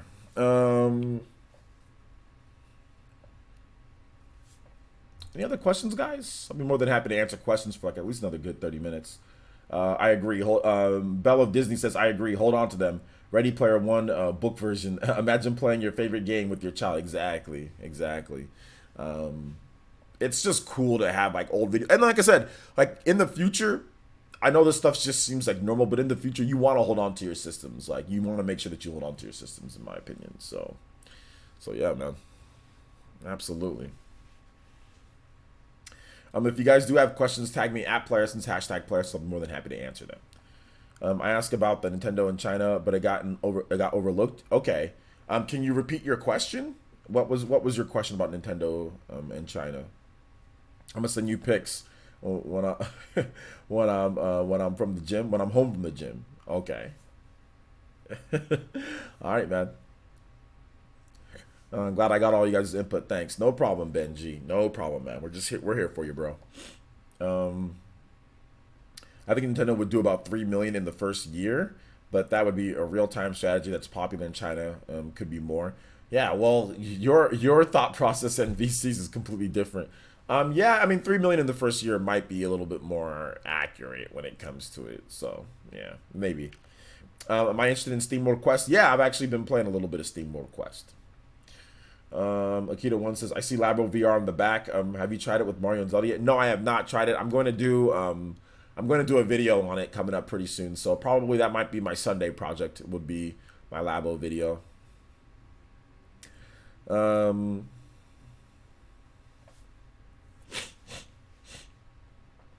If you're not causing trouble, then you won't get timed out, my boy. Like I said, I'm glad to have you here, but as long as you're not here to cause some issues, then I'm more than happy to enjoy the stream. Hopefully you've been enjoying it. Gunslinger 1000 Elite Ninja, newly minted Elite Ninja Gunslinger, says, if a new Switch revision does come out, do you think they'll go from 720p to 1080p quality screen in handheld, or is that just a larger screen? I think it's possible, but they might just go with a less bezel on the screen. You know, it just might be sleeker, but I'm not sure. But I don't know what's going on with my allergies, man. My nose is tripping right now. All right, take it easy, MFS Gameplay. Thanks for coming out to the stream, dude. I appreciate it. But yeah, I think it's possible, but we just have to wait and see. I mean, I have no idea what Nintendo's going to do at the end of the day. So yeah, man. But let me ask you a question. What do you think, Gunslinger? What would be what you would want, and what would be the price, do you think, for something like that? I don't know, because I think a lot of games would still be 720p no matter what. I think a lot of games, even with the Switch Pro, would still be 720p. So what's the point of having a 1080p screen in handheld mode when a lot of games still probably wouldn't be 1080p? You know, some games would, but a lot of games wouldn't. So, wireless headsets for the Switch, and we couldn't get any of them to work. We returned them all and gave up. Any advice? Yeah, the PS4 headset works. What is it called? The PS. What did VC say? The PS4 headset works on the Switch. Like, what's it called? I forgot what it's called. It's the big ones with the Gold series, I think. Switch Pro is about as real as Persona 5 on the Switch. What if they're both real? What if I tell you that they're both real? That's all I'll say for right now. Yep, the big Sony headphones. Yeah, there you go. I think it's called the Gold Series. The Gold Series PS4 Bluetooth headsets work on the Switch. So, we bought 6 of the approved ones. Well, if they were approved, then how come they didn't work? I take 720p 60 over 8K 30 frames. I guess it just depends on what game you're playing, right? I says, then that would be great. There you go. Then that would be great. That would be great. We got updates for games for VR. We can't get any updates for an upgrade, and we can't get any updates for an upgrade in resolution. Updates for upgrade in resolution. We got updates for VR. I don't know if it's the same. I don't know if it's the same thing. I think if they could update it for the resolution, then they would. If the developer can do it, then they would. But if they can't do it, then they can't. I mean, plain and simple. If they can do it, then they would do it. If they couldn't do it, then they won't. Yo, what's up, Fox Sir? How's it going, my boy? Good to see you here. Nice to see another sitting on user here as well. So yeah.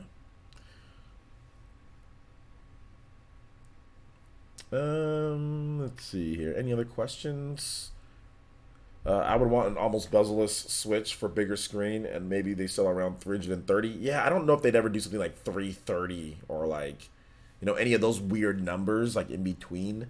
It's either gonna be it'd be like 400. It'd be 400, 350, or it'd be like replace the current Switch, and the current Switch drops to like 250 or whatever. Then that one's like 300. I don't think they're gonna do like 330 or like 329.99 or stuff like that. They used to in the past, but not really anymore. Yo, what's up, Mr. Clarence? How you doing today, my man? Good to see you here. Good to see you here.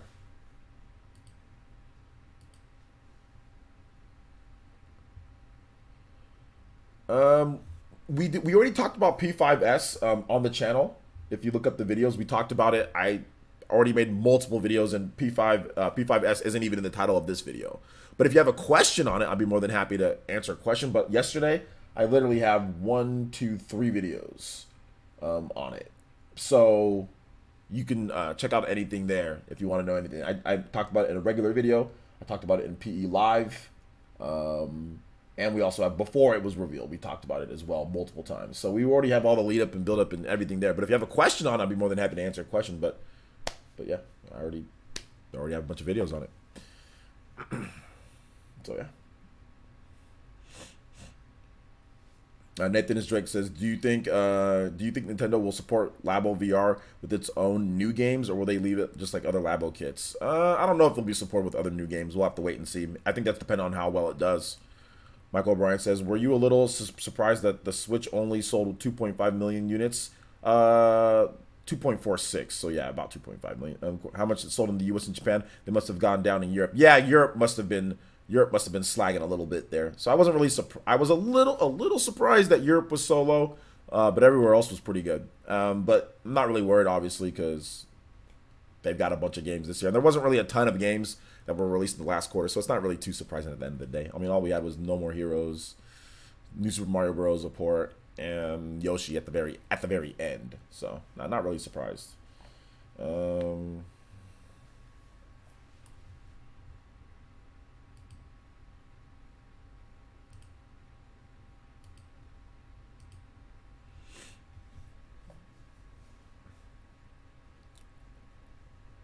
What month do you think Mario Kart 9 would launch if it were to be released next year? I think it would be a May launch, believe it or not, because they like to do early for Mario Kart. They like to do early, most of the time. Mario Kart 8 on the Wii U was May. Mario Kart 8 Deluxe was April. So I think they do an early launch, like early like May or April.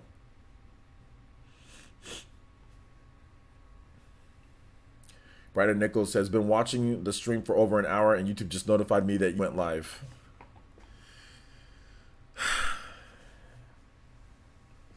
It happens. Oh, I misread what this person's account name.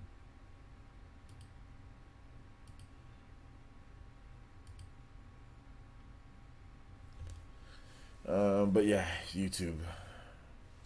Atlas announces an announcement where they announced a new Nintendo acquired studio. There you go. You still waiting on Animal Crossing? I think everybody's still waiting on Animal Crossing. Yeah.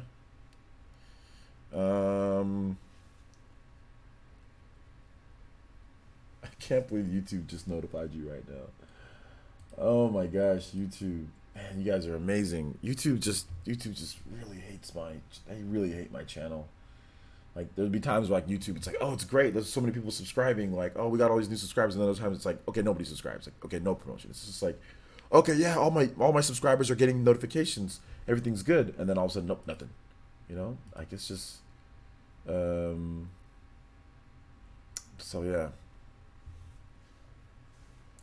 You think I can get a copy of Mario Maker 2 physically without needing to pre-order on day one? Yeah, there's gonna be tons of copies of Mario Maker. What's your most played console? My most played console? Ever? Dude, I have no idea what my most played console is ever. I mean, maybe the 3DS, or maybe the Super Nintendo. Maybe the Game Boy. I don't know. I don't keep track of like the times like the Super Nintendo and like the like I didn't keep track at GameCube. I don't remember, dude. I have no idea what's my most played console. I'm guessing maybe it's like it's either Wii U could be there because I put like 1,500 hours into Smash for Wii U. So Wii U could be Wii U because of Smash Brothers. And because of like Bayonetta 1 and Bayonetta 2. I 100%ed both of those games on the Wii U. So it could be that, man.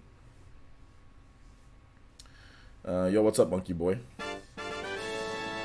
Yo, Five Nights at Freddy's with the $5 donation, tying the top stream ninja for the night, Aron, on the leaderboard here with that Streamlabs donation. Thank you so much, Five Nights at Freddy's. I appreciate that. He says, "What up? What up, man?" Let's go ahead and get your name up here on the leaderboard. Thank you so much, man. I appreciate the $5 donation. I really do. What up? There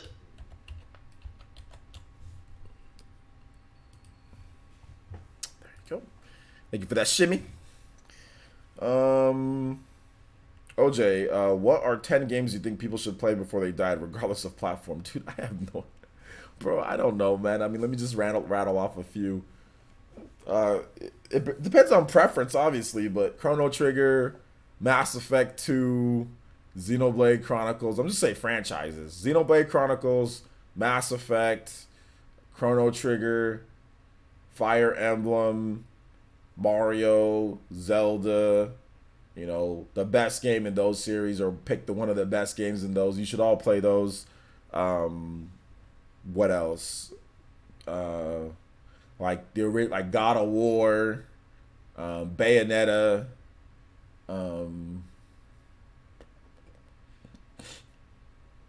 I don't know. There's probably more. Smash Brothers, Smash Brothers, Lost Odyssey, definitely Lost Odyssey. Pokemon, Baiten Kaitos, Xenosaga. There's a lot of games, man. Yeah, Metal Gear. Yeah, absolutely, Metal Gear. There's a lot, dude. There's a lot. How do you feel about the delay in Shin Megami Tensei 5 and Atlas milking the Persona series so much? It's fine. It's fine. There was never a release date for Shin Megami Tensei 5, so there was never a delay.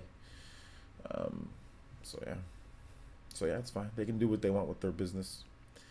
Mr. Pete says my most played console is probably the PS1 when I got into JRPGs. Yeah. I wish I had a PS1 when I was younger. I would have played that probably more.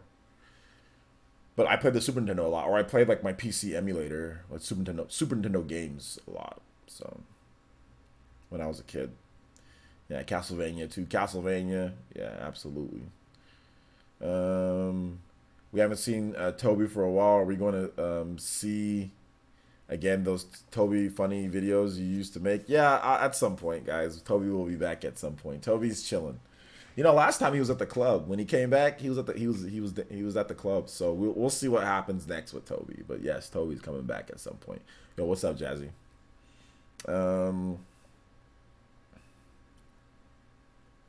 I thought God of War was dead to you now that Kratos can't jump. I said the original God of War. That doesn't mean God of War, the old games, are bad just because he can't jump in this game.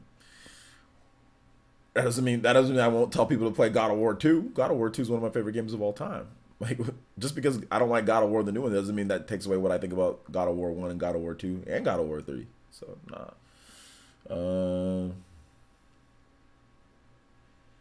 To me, there was a huge delay on Yoshi. Okay, no problem there. Switch is close to passing Xbox One and Madden not coming in any way. Shaking my head. I don't. It's not the fact that Madden's not coming. It's their excuse for Madden not coming. That's funny. That I'm gonna make a video on when it comes to EA.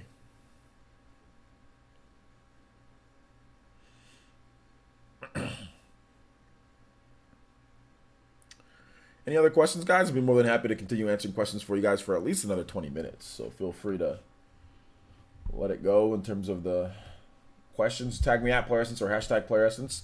In the meantime, I will look up more information for you guys, stuff that we can talk about when it comes to it. All right, so Nintendo says that they have nothing new to announce for first-party 3DS games. So probably no more first-party 3DS games. We might get some third-party stuff like Persona Q, but I think that's even running out. So that there might not really be anything left for the 3DS at this point when it comes to new games. The Nintendo Minute team took a look at Starlink Battle for Atlas, the Crimson Moon exclusive Star Fox gameplay. So you guys can check that out. Let's see here. There is a Golden Week sale going on in Japan, or just on the eShop. So check out the eShop. NIS America is holding a Golden Week sale. You can pick up Disgaea 1 Complete for $39.99 or Disgaea 5 Complete for $29.99. Fallen Legion Rise to Glory is $29.99. God of Wars the Complete Legend is $29.99. Happy Birthdays is $29.99. Labyrinth of Refrain Coven of Dusk is $39.99. So you pretty much saving $10 on all these games here. Ease 8 Lacrimosa of Dana is $41.99 on the eShop. So if you want it digital, then there you go. There's your that game still kind of expensive because there's not a lot of copies out there. So yeah. Oh, and for the Wii U, they have one sale for the Wii U. Rodea, the Sky Soldier, is on sale for $10 on the Wii U. It was $20, but now you can get it for $10. Oh my gosh. All right, VC says, do you think Pokemon Sword and Shield will be January or February release and not a holiday release since they said winter and not 2019? Nah, it'll be a release this year because if you looked at what they said, they put it before they put Link's Awakening. You know, so nah, it's going to be or sorry, not before. The way that they had it positioned, it's going to be a November release. Nintendo, there's no way in hell Nintendo is not going to have Pokemon release in November. That's when it always releases. They're not going to hold on to that till January, February. That's going to zap the game's sales by millions if they do that. So no, it'll be a November release. It will be a November release. Or December release. And yeah, and also DJ King says they already said that Pokemon was late 2019 when they announced it. There you go. So they also said that as well. So yeah, it's 2019. It's probably gonna be November. It's probably gonna be November 2019. Is Art Electronic gonna explain to us why Madden is not coming to Switch? That might be a good skit idea. Maybe Art Electronic does explain why it's not coming to the Switch. Maybe that might be an idea that I can. I gotta talk to Art. I'm not a huge fan of Art Electronic. I mean, but at the same time, he's just doing his job. You know, he's just doing his job. Angel Page says Nintendo should make their own sports titles and get some top stars in their games too. They should have Rafael Nadal for Mario Tennis Aces. They had Rafael Nadal. Do the same for soccer or regular football, NFL, NBA, etc. Screw EA though, to be honest. I don't know if Nintendo should make their own because they already have NBA 2K. So doing that, and that's a lot cheaper just to get the license for to get that. So I mean, I don't know if they should make their own. They should just like EA should just put the games on there or I don't think it shouldn't be like a problem to get Madden on the Switch. And they already got FIFA, so yo, what's up, Red Enigma? How's it going, my man? Better be pegged by crabs with an end. What does that have to do with what?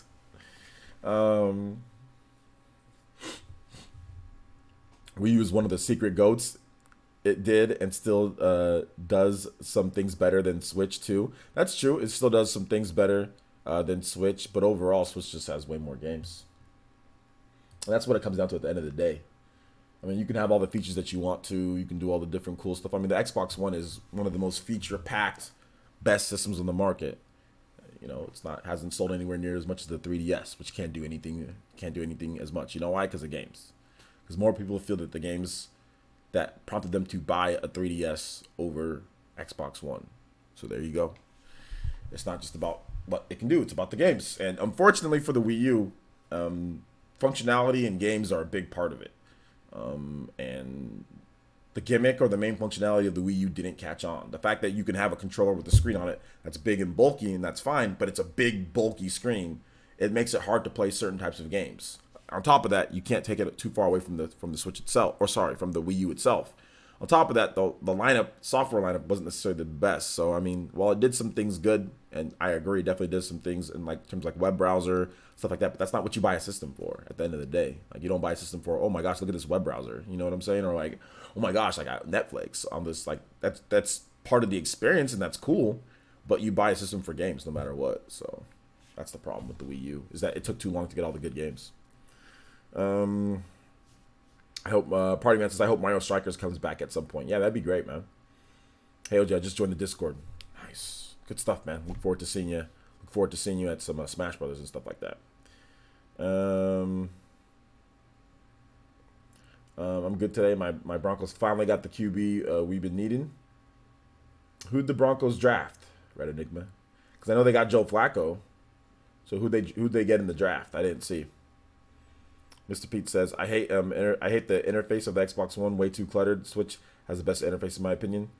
I mean, I don't have a problem with the Xbox One interface, but the features of the system are like obviously way better than the Switch.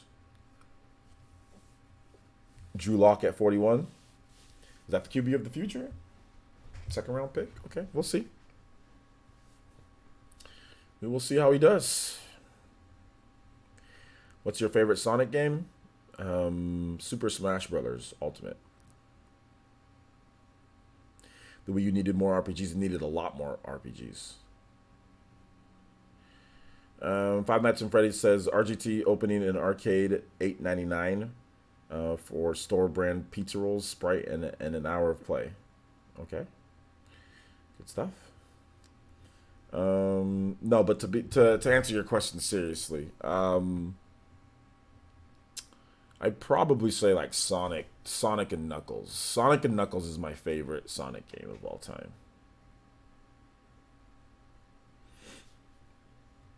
Anybody else's Switch bent out of nowhere? Dude, that's like something that happened like 2 years ago that people were talking about. If your Switch is bent, call Nintendo and get them to fix it.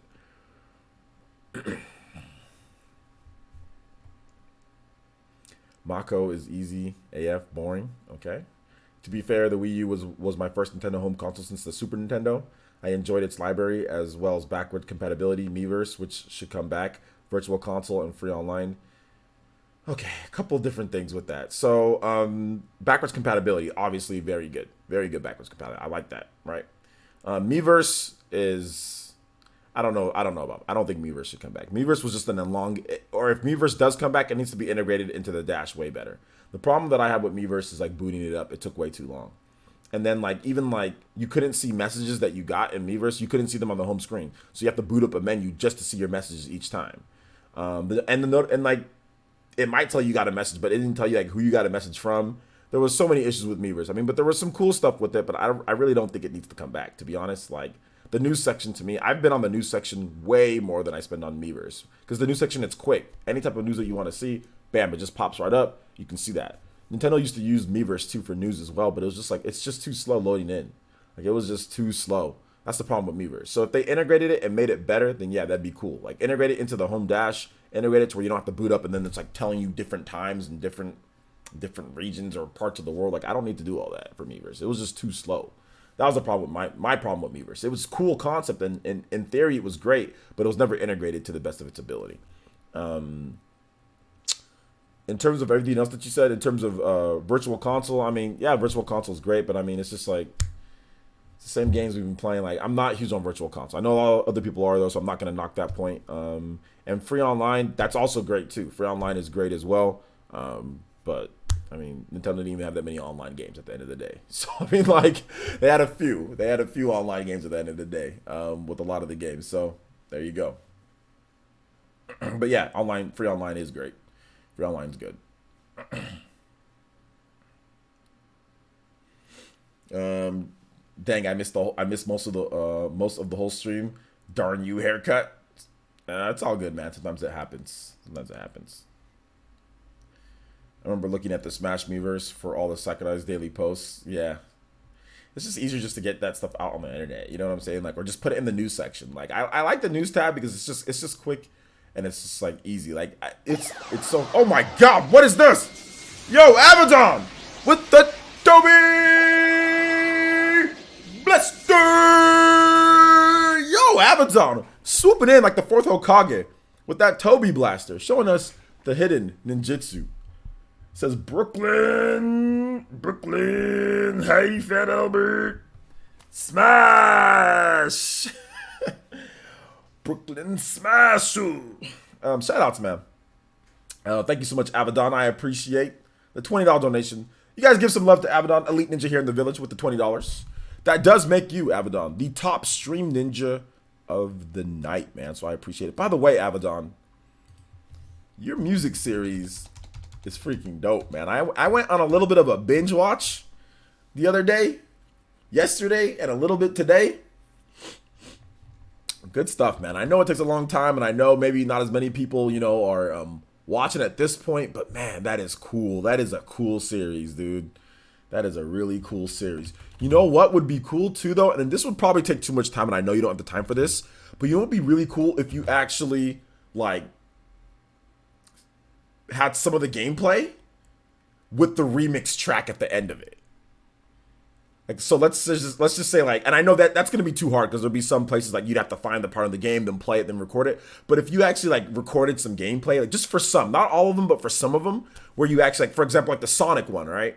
And if you actually like played like the Sonic stage with the remix track in there while you were playing it, dude, that would be kind of cool. But I know that's probably too much work though, because that already looks like it takes forever to edit those. And I know you've got family and your job, you're full time, and you're doing your own stuff on your channel, and I get that. But man, that's even without that series is awesome. So keep doing that, man. That is such a cool series, man.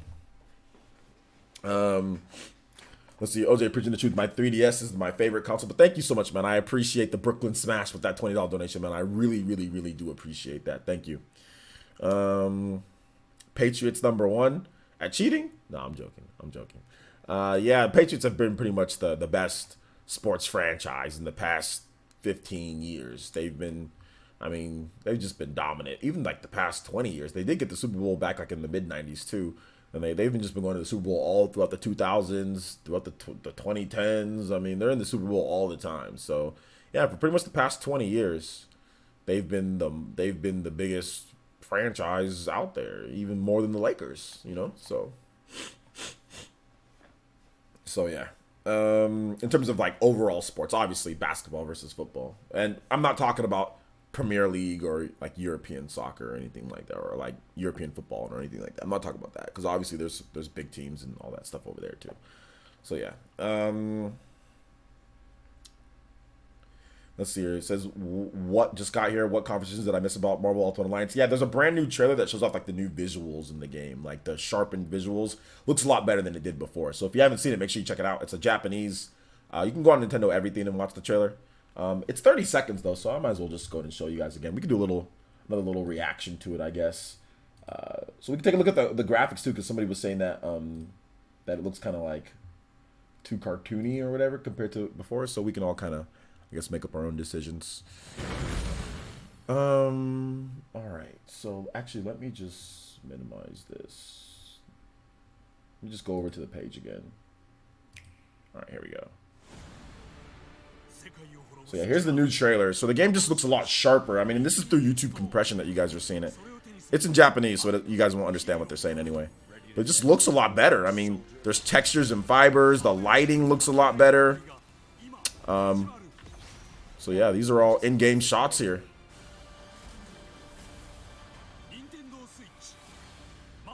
So yeah, there you go. Looks good. That's what we talked about earlier. patrons didn't cheat. Misinterpreted the rules. There you go. Misinterpreted the rules. Remember that Nintendo channel on the Wii? That was pretty cool at the time. Yeah, at the time it was kind of cool. Yeah. That was kind of cool. Yo, what is this? Sephirin Lay? Is it Lay Ran? I need to know how do I pronounce this name? Sephirin L with that Elite Ninja sponsor. Thank you so much, man. Becoming a member. Nothing popped up on the screen here though. Like, or in the chat. So I'm not sure what happened. But either way, thank you so much. Welcome. We're almost at our new goal of 160. And remember, we are having a brand new emote being added in. So shout outs, man. Thank you so much. Thank you so much for that. That puts us at 152. Almost at 160. Trying to get to 200 by the time that Fire Emblem Three Houses comes out. And I think we'll get there because of E3. I think we'll definitely get there because of E3.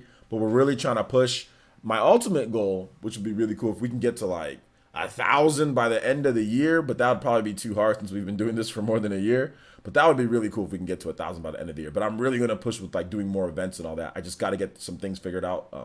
Personal life, 100%. And then once I have that figured out, then I can put together a solid schedule of us actually playing games. But yeah, absolutely. Absolutely. Thank you guys so much, man. I appreciate it. What are the emote choices? I'm going to give you guys some emote choices tonight. So look out for that, and we'll have the voting throughout the rest of the weekend. And you guys will know for sure the emote choices by tomorrow when we stream during the day, like the first stream for the day tomorrow morning.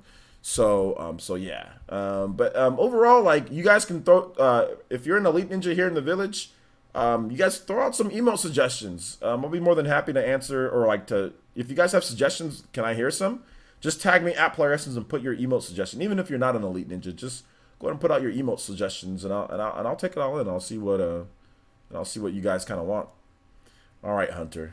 Gosh, I wish I can time you out right now, but I can't. You're an Elite Ninja, so I can't. I can't time. Elite Ninjas can't get timed out, so unless they say something egregious. But making jokes about something that I technically said is not egregious, so you're good. But yeah, man, screw you. Mario emote. Yeah, we don't really have any Mario emotes, do we? Okay, so yeah, Mario could be part of that. Yeah.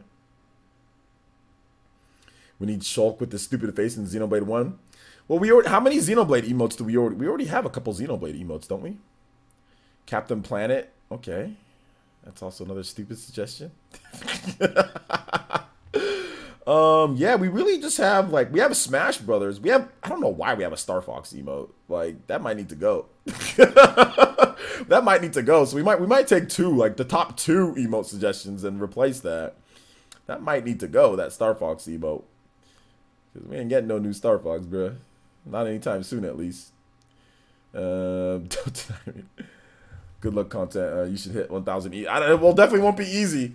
I gotta stream more. And I gotta push more. I gotta shill more for memberships. That's the only way, like, you kind of get memberships is if you shill for them. So I gotta do more community events to shill for memberships. So I don't know if you guys got ideas for shilling for memberships in terms of what we can do community wise.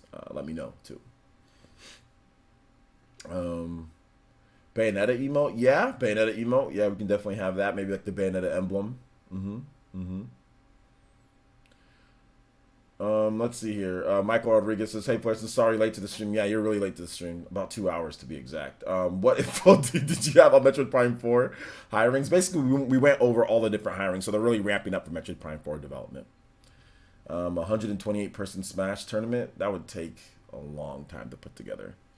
I just still don't even know what the F this is. Does anyone? Nobody use it? It's the Fire Emblem Shield emote, and yeah, we could probably remove that one too, because we already have the Lucina. We already have a Lucina emote. So yeah, yo, what's up? Always learning 60. What's up, my boy? How you doing today? Buck Bumble emote. We've got a Buck Bumble emote.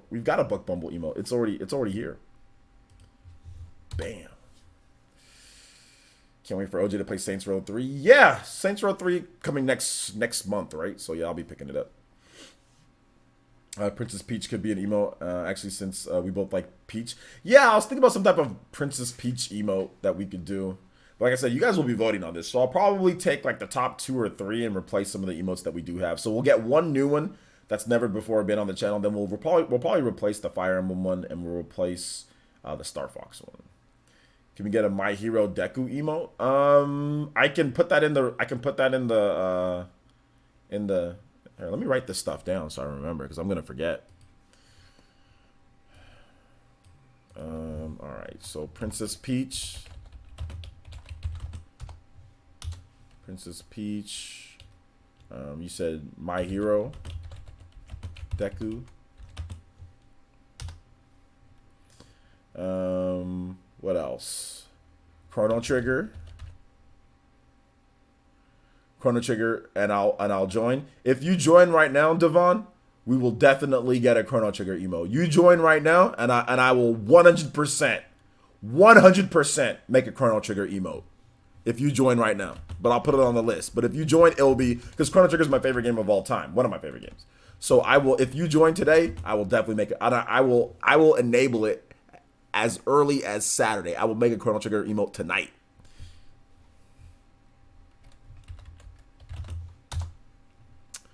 All right, Chrono Trigger. What else? Give me some more suggestions, guys. Whether you're an Elite Ninja or not, that's fine. Let me hear them.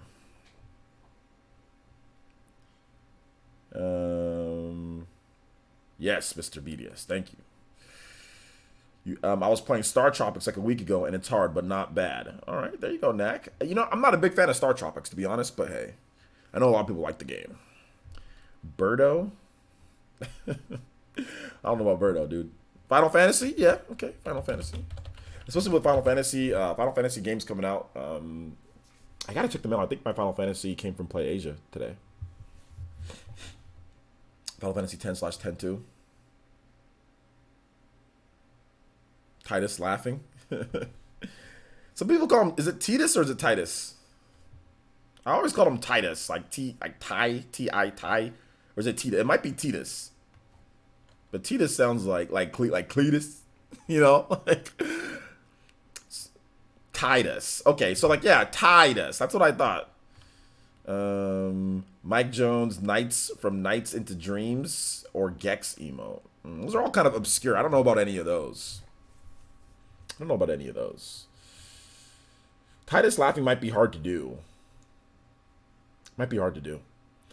Pyra, maybe? Yeah. So more Xenoblade. Xenoblade 2. We already got one. We got one Xenoblade emote. We've got this one. It's the Monado. Phantasy Star. Phantasy Star's a little bit too obscure. I don't have any Phantasy Star. Like, I don't talk about that game enough for me to do a Phantasy Star emote. Banjo-Kazooie. Same thing with Banjo-Kazooie. I don't talk about it enough. I mean, like, usually emotes are themed to the channel. So if I'm not talking about something, if I'm not talking about like the game a lot, then it doesn't really make sense to have an emote, you know, from there. Because all the emotes are all themed to my channel.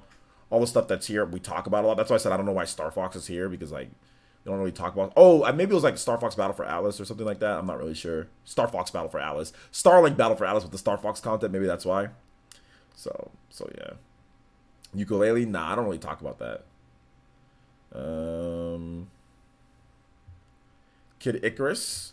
I think we used to have a Kid Icarus emote. I think I replaced it at one point. Did we? Toby emotes? We got a Toby emote. we got a Toby emote. And we also have an L. We also have a Gara L. So whenever somebody, you hand them that headband with the L on it. Joker emote? Yeah, Persona. Yeah, Persona 5 or Persona emote. Okay. Persona. Absolutely. So right now we got Princess Peach, My Hero, or Mario. I'll just put Mario. Mario, My Hero, Chrono Trigger, Final Fantasy, Xenoblade 2, Persona. These are all the choices that you guys are going to have. Kurama? Kurama from where? There's multiple Kuramas. Chair Essence emote? That'd be hard to make, but I could do it. That might be something. Okay, that's got to be. That's probably an option. Chair, like a DX Racer. Chair Essence. Okay. What about K. Rool or Blastomatic, since he used Gangplank Galleon? Yeah, maybe, but I don't really talk about it that much though. Azami emote from Xenoblade? Maybe.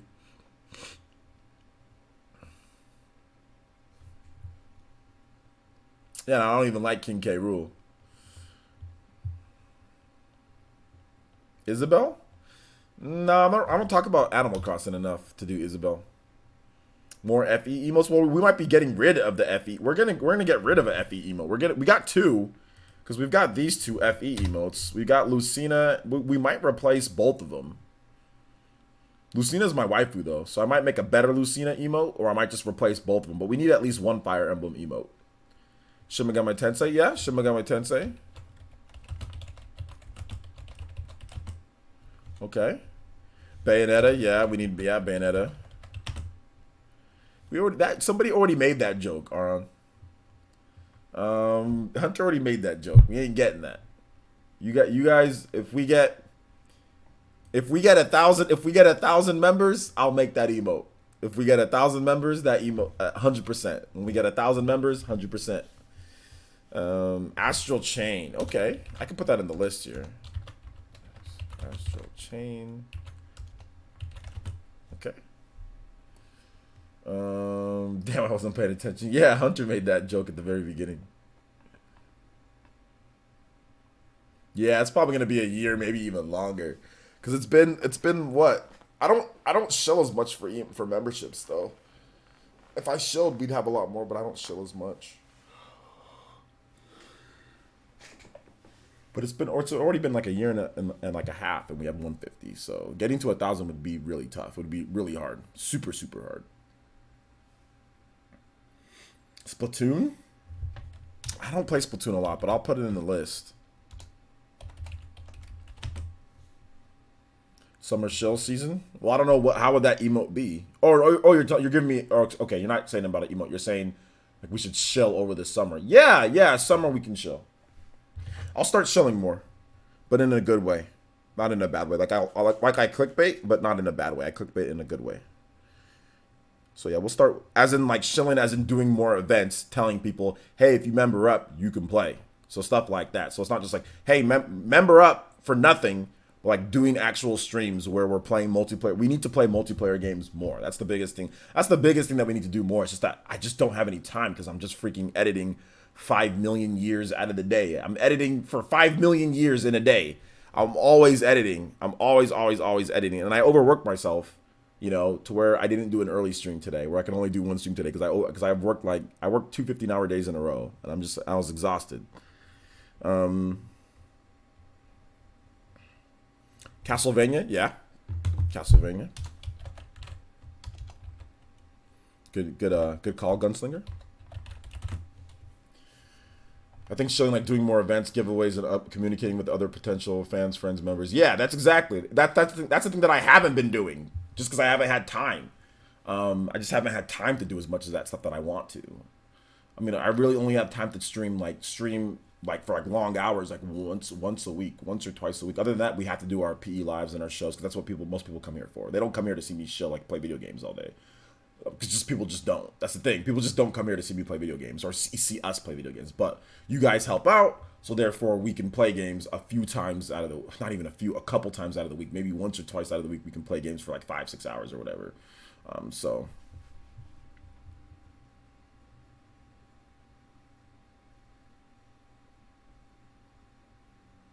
Well, yeah, we do have some of the personality stuff, right? So, like, the headbands and the Sharingans and the Toby emotes and, like, the Gara L. Some of that's just, like, the personality, like the Buck Bumble, you know, the Yerdan. You know, all of these are all personality emotes. Maybe we can... But my emote slots are limited. So, like, all of these are all personality emotes. But, I mean, like... but yeah, they are limited. They are limited. So we'll have to wait and see. But yeah, you're right, Jazzy. Definitely. Some of these, we already kind of have all this personality stuff. Kind of like, I mean, Toby, you're done. Like you're done, or don't forget me. You know, we have that. We have, you know, headband. You know, like Ninja Village. We have like Sharingan. You know, stuff like that. So it's like we have Toby Blaster. So all the stuff that I kind of do. We kind of got emotes for that, so I don't know. I mean, I gotta think of some new jokes or something like that. I gotta think of some new material. I'm not really sure. But shout outs to J2 Blue with the $5 donation. Thank you so much, J2 Blue. He says, can you play Fire Emblem Three Houses theme English? Okay, no, I can't play English, but I can play Japanese. There is a copyright troll that copyright claims the English version of the game, the music.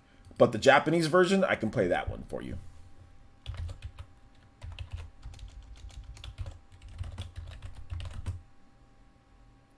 What's the don't forget me? It's this one. Ardanian Soldier. Don't forget me. Yeah, done. Fire Emblem.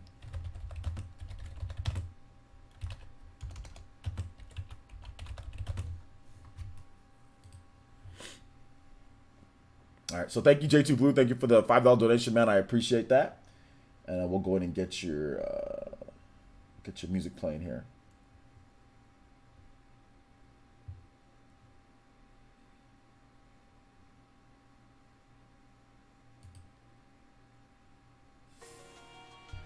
You can have the Hercule Mr. Satan theme for frauds. Yeah, maybe. I just thought it was the you're done. Yeah, it's pretty much you're done. Don't forget me. It's just all wrapped up into one. You can use it how you see fit. It's officially, what's it called? It's called the you're done, but you can use the don't forget me as well.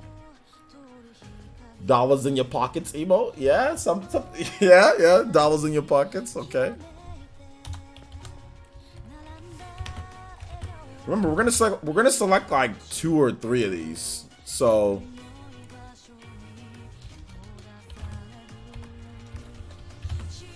here, let me start making the post on the community page too. You guys keep on giving me your suggestions. I'm gonna start making the post on the community page.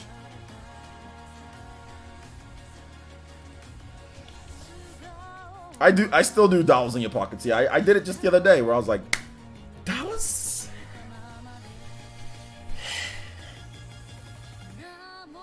in your pockets. I do it sometimes. I don't do it all the time, but I do it sometimes. I'm telling you, I'm not putting the D. There's no D emote. When we get to 1,000 members, it'll be hands down like D emote. How about this? If we get to 500, we'll make it so it's a bit easier. Because if we do a summer of shilling, and we literally put the summer of shilling playing games with the Ninja Village, we might get the 500 this summer. So if we get the 500 this summer, I'll do that. Automatic 500. All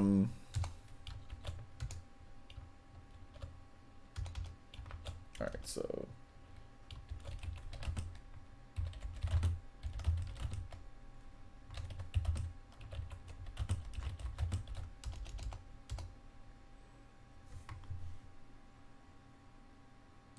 $500 by September 20th? We could if I shilled for it, yeah.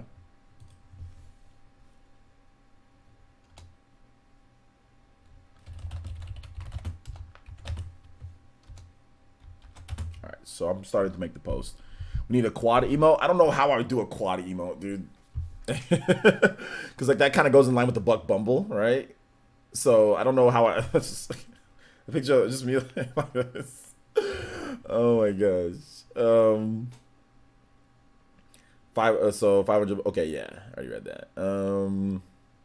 Even if it's not an option, yeah, even if it's not an option, 500 members, we'll just put it. 500 members, we'll put it.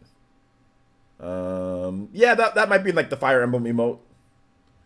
You doing another tonight? I might do a gameplay stream tonight, but I'm not really sure, guys. I kind of overworked myself this week. So I'm not feeling my best today. I might just go to sleep and do a lot of work tomorrow. But yeah, the last 2 days I worked 15-hour days between editing and between content on the channel, multiple videos. You guys have had like, I think 5 to 6 discussion videos in the past 2 days. And then multiple live streams, at least 2 live streams per day, sometimes 3 live streams per day. So it's just, to be honest, I'm kind of kind of tired. So yeah, I'm not sure if I'm gonna do another live stream, but I don't mind going over, like, we're already over the 2 hours today, so I don't mind going over the hours and giving you guys some more of a stream today. But yeah, just put a square with a 4 in the middle. Okay. So yeah, don't know how I do it. When you work from home and you're passionate about something, you're gonna definitely work a lot of hours.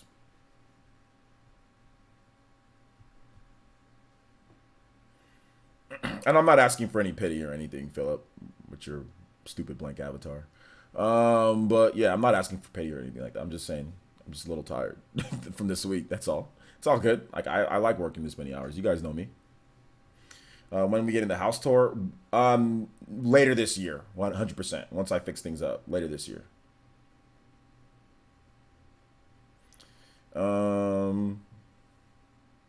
Believe it or not, Buck Bumble may, or okay, if you guys have questions too, I'll answer questions for like another at least, 20, 30 minutes, since I didn't have an earlier stream. So if you guys have questions, because I do want to catch the people that normally look for the streams like at 6 o'clock too. So we'll stream for like another, I mean, if you guys have good questions, I'll keep going, maybe even for like almost like another 45 minutes. So if you guys got questions, ask the questions, or if you have emote suggestions. It looks like I got a lot of cool stuff here, so it looks like we got enough for our list. And feel free to tag me at PlayerEssence or hashtag PlayerEssence, and I'll answer for at least 15 to 20 minutes more questions. No avatar emote? Avatar? Oh, blank avatar emote? Yeah, that should be one. Like, oh, we got a blank avatar.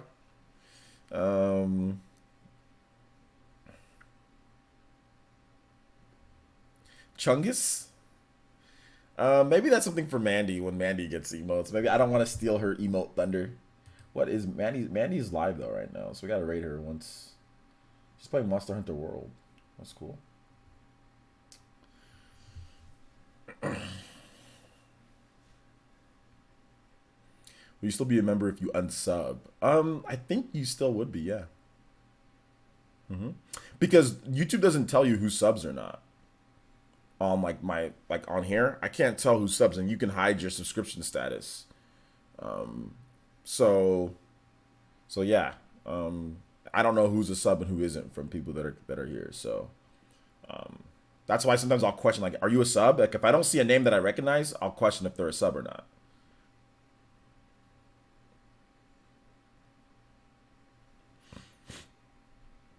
So yeah. Your cat just took a chicken nugget. Yo, cats like chicken nuggets too. Still a member. Okay. Make sure you subscribe though. Make sure, wait, don't forget to, like, make sure you hit the subscribe button though. Like, don't forget to not do it. Any chance of Smash this weekend? Yeah, we're playing Smash. We're playing Smash this weekend. Absolutely. Probably tomorrow. I might play I'm not Fire Emblem. I might play Dragon's Dogma later tonight. I might take a little bit of a nap and then wake up and then like play Dragon's Dogma hella late. So I might do that tonight, but tomorrow for 100% for sure Smash. 100% sure Smash tomorrow. We'll probably do, here's what we'll do. I'm going to go to sleep. I'm not going to go to sleep like super late tonight, so I'm going to wake up in the morning. I'm going to go to the gym, get all that out of the way. I'm going to live stream early, and then we're going to play Smash. Money match? What?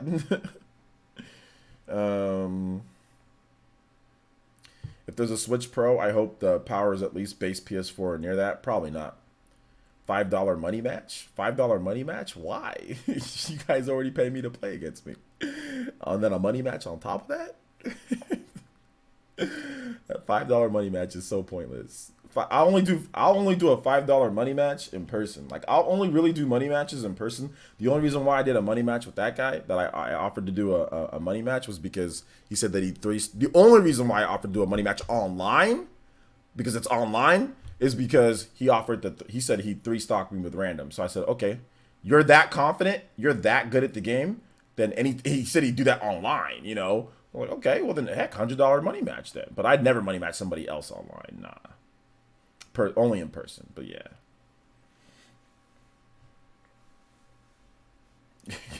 What's that? $1 trillion money match? Blindfolded 1 stock? Let's go.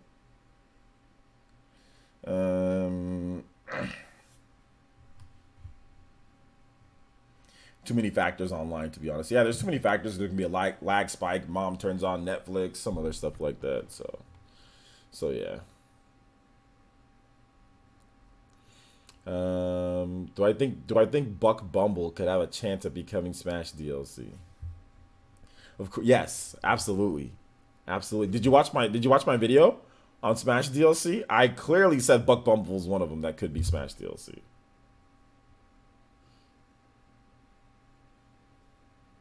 Kobe Blaster match, 2 stock, 2 minutes. Oh my gosh, dude, that's that Swift online troll match. Like going to like before you get into Elite Smash, 2 stocks, 2 minutes, flat stage Ganon. Let's go. Oh my gosh, dude. With items, no, not always with items on, but sometimes with no items. Sometimes with items, but sometimes with no items. But yeah, I can see how that somebody got items sometimes. So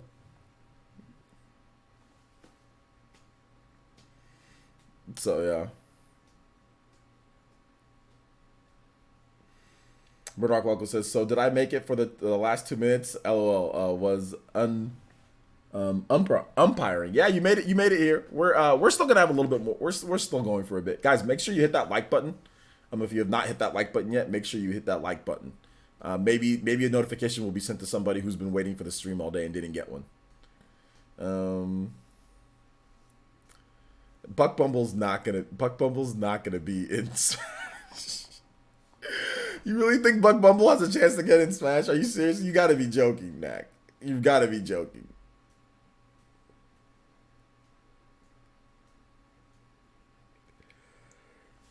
Well, Ganon on Toon Link's regular stage and Elite. Ganon on the train stage.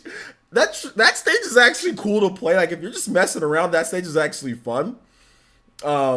It reminds me of like it kind of reminds me of like Poke Floats. Not really because it is like Poke Floats, but just because like the train detaches and then like you're just kind of going from one thing to another. So it's the stage is cool, but at the same time like not for Elite Smash. Oh, you mean the boat? Well, the boat's cool too because I love the music of Wind Waker. And then it's actually cool to play. Like if I'm playing casual, like whenever we play casual one of these days, we play some casual match. I'm definitely gonna be get down on the boat when it comes to playing there, and then also the Toon Link stage. I like the Legend of Zelda stages. Except for I don't like the Twilight Princess stage. I don't like that stage, but I like Wind Waker stage. I like the Toon Link stage. And lose 200 GSP.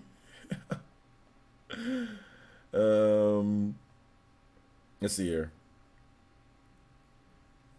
Your Captain Falcon fell from Elite. Why did he fall from Elite? Because you just haven't been playing him? Or did you lose? Did you fight against somebody doing like with the stupid rule set and lose? 5,000 GSP docked instantly. Let me update my Smash game though, because I haven't updated it 3.1. So let me update it so I can make sure it's all good. Oh, downloaded 3 or more updates. All right, let me get this real quick.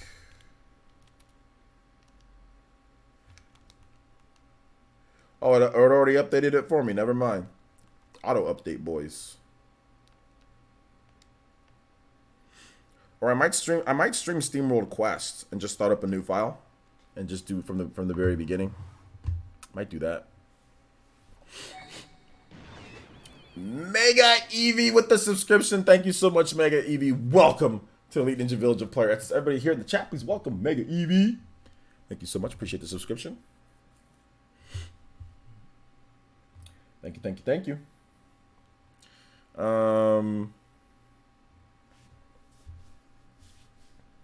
I haven't touched my K rule in 2 months on what? On QP, and he's still an Elite. In the game on online. Oh, GSP, and he's still that's the same thing with freaking Inkling, dude. I haven't used Inkling literally like since launch. Oh, quick. Okay, QP means quick play. Okay, yeah. Okay, I didn't put 2 and 2 together earlier. I don't ever. That looks weird in the chat. But But yeah. Not like Capcom has done anything for the Switch anyway. Dude, Dragon's Dogma is amazing on the Switch. I don't know what you're talking about. No, yeah, Resident Evil Revelations 1 and 2 is also pretty good on the Switch as well. Revelations 1 is really good on the Switch. I like that. I like Revelations 2 just isn't as good of a game, but the port is good. It's a good port of the game. I like it. And then the Street Fighter collection is actually really good too. That's good value on the Switch, and it all has online play as well. So yeah. Mega Man Legacy collections are good. Monster Hunter, yeah, Monster Hunter is good. I mean, they've done some good stuff. They haven't done as good as like obviously the other systems like PS4 and Xbox One, but those systems are older. But yeah, Capcom's done some good stuff on the Switch. And like I said, Dragon's Dogma is a fantastic port. That is an amazing port of the game. That is a very good port. It runs good, it plays good, it has all the features. It's all on one cartridge. It's $29.99. It's good priced. Yeah, I highly disagree with that statement. Murdoch Local says, "Sweet, you're streaming a game tonight? Maybe. We are setting up a birthday party. I would love some PE entertainment. Maybe streaming. Yeah, RE4 is coming. Although the price is the price is the problem with RE4, and also like the collections. That's like $60. So like the price is a problem with those. I'd say right now probably Capcom's best thing on the Switch is probably the Street Fighter collection and Dragon's Dogma. Those are the two best things on the Switch right now from Capcom. Just because there's no BS with those. So yeah. And it's priced appropriately. Yeah, my Inkling is still an Elite. I haven't used Inkling since like the first month. I got Inkling into Elite Smash in like December, like right after the game launched, and haven't used Inkling in quick play since then. And my Inkling's still an Elite. And I've done nothing. The Street Fighter collection sucks on every platform. Actually, no, it doesn't. Street Fighter Third Strike is really good, and they didn't use the crappiest version of Third Strike or the games on there. No, I disagree. And they didn't use the crappiest versions of each of the games on the Street Fighter collection. That's not true. Unless you got proof to back that up. So no, man. I think you're really butthurt at Capcom because now you're actually starting to lie to try to make your point. Street Fighter Third Strike is the best version of Third Strike that they didn't use a crappy version of Third Strike or a bad version of the games on there. From what I've played and from what I've seen, no, they were all actually the good versions of the game. So no, I don't think so, man. I don't think so. And they have online play when they didn't have online play. So now you can play the game online as well.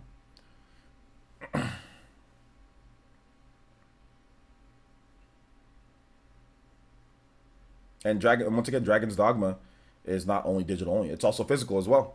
And the other games are not digital only either. They're split. So, like, let's say, for example, like Resident Evil Revelations, the collection, you get the cartridge for Resident Evil Revelations that comes on it, but then it's a digital download for the second game. In terms of like, same thing with like the Mega Man collection, same thing with that Monster Hunter. That's not a digital only. That there's a physical edition, and that comes all on the cart. So. Yeah, I think you're starting to lie. You're starting to make up stuff in order to make your point because you're really upset at Capcom. So that's what you're saying is not true. So yeah, man. I know you're upset. I know Capcom doesn't do everything perfect. Trust me, I've had my own issues with Capcom, but there's no need to lie. There's no need to lie. Who needs the whole game on the cartridge? The funny thing is that they haven't really split any of their games. Technically speaking, it's that one game comes on the cartridge and the next game is a digital download like Nintendo did with Bayonetta. So that's the thing about it. It's not even like it's not like Mortal Kombat, for example, right? Or it's not like LA Noire where you have to download part of the game in order to play it. So yeah. Let's see, the remake was added in the PS2 Anniversary Collection is the best version. The thing about it is that every single person that's played the game online, Third Strike is not the worst version of Third Strike on there, and it's not a bad. And on top of that, it's not a bad version or a crappy version of Third Strike. That's the thing. Like, and everything else that you said, Philip, I'm starting to think that you're kind of a troll, to be honest. But I'm not going to time you out right now. But everything else that you said it's all digital only. That's also false. Because there's a lot of games that aren't. Dragons, you didn't address what games are digital only. You didn't address that. There's, like I said, there's one game that's on the cartridge, and then another game that you get as like Bayonetta 1 and 2 on the Switch, where you get the game on the cartridge and then you get a download for the second game. So it's not just digital only for the game. So like you're not 100% telling the truth because you're upset or you don't like what they're doing. So like you're telling half truths. You're not telling the full story with what you're trying to say. So I think I'm done. I'm done responding back to you because you seem to be very butthurt, and now you're starting to lie, you know, when it comes to certain things. So like I said. So yeah. So either way. Assassin's Creed 3 is coming okay, you're talking to somebody else. Yeah, but it's not all digital only though. You claimed that everything else was digital only. This is what you said exactly. You said, then for most of their so-called other games, it's digital only. That's what you said. Monster Hunter Generations Ultimate isn't digital only. Dragon's Dogma isn't digital only. Street Fighter Collection isn't, that's pretty sure that's cartridge. That's on everything. That's on the cartridge, right? So you said everything's digital, like all the other stuff is digital only. That's not true. So you're lying. Or you're literally blatant. You're lying or you're blatantly like, you know, like not saying the truth in the chat. So, I mean, that's the problem with what you're doing right now. But hey, like I said, I think I'm done. You're just upset. So it's okay. It's okay, man. There's other games you can play. Naxus, could you send me a link to your Smash DLC video? All you got to do is just type in Smash DLC character predictions.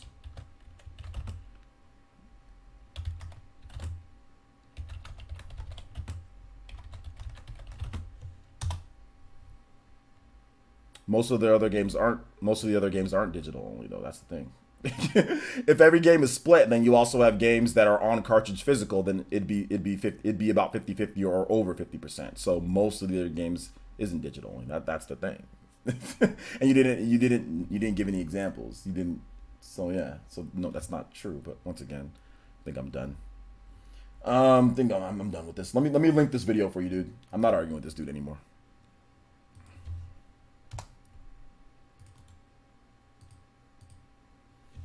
There's the video link, dude.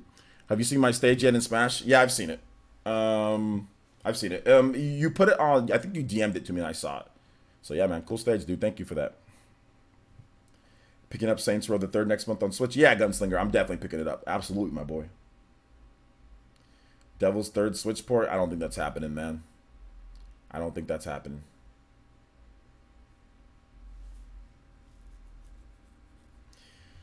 I don't think that's happening.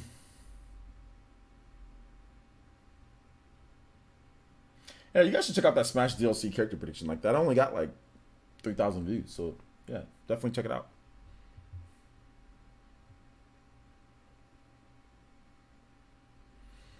Saints Row is like GTA, but nowhere near as serious. It's like really like silly.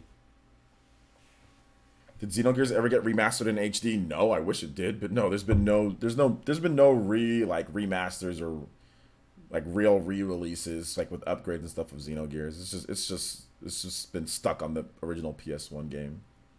So no, man.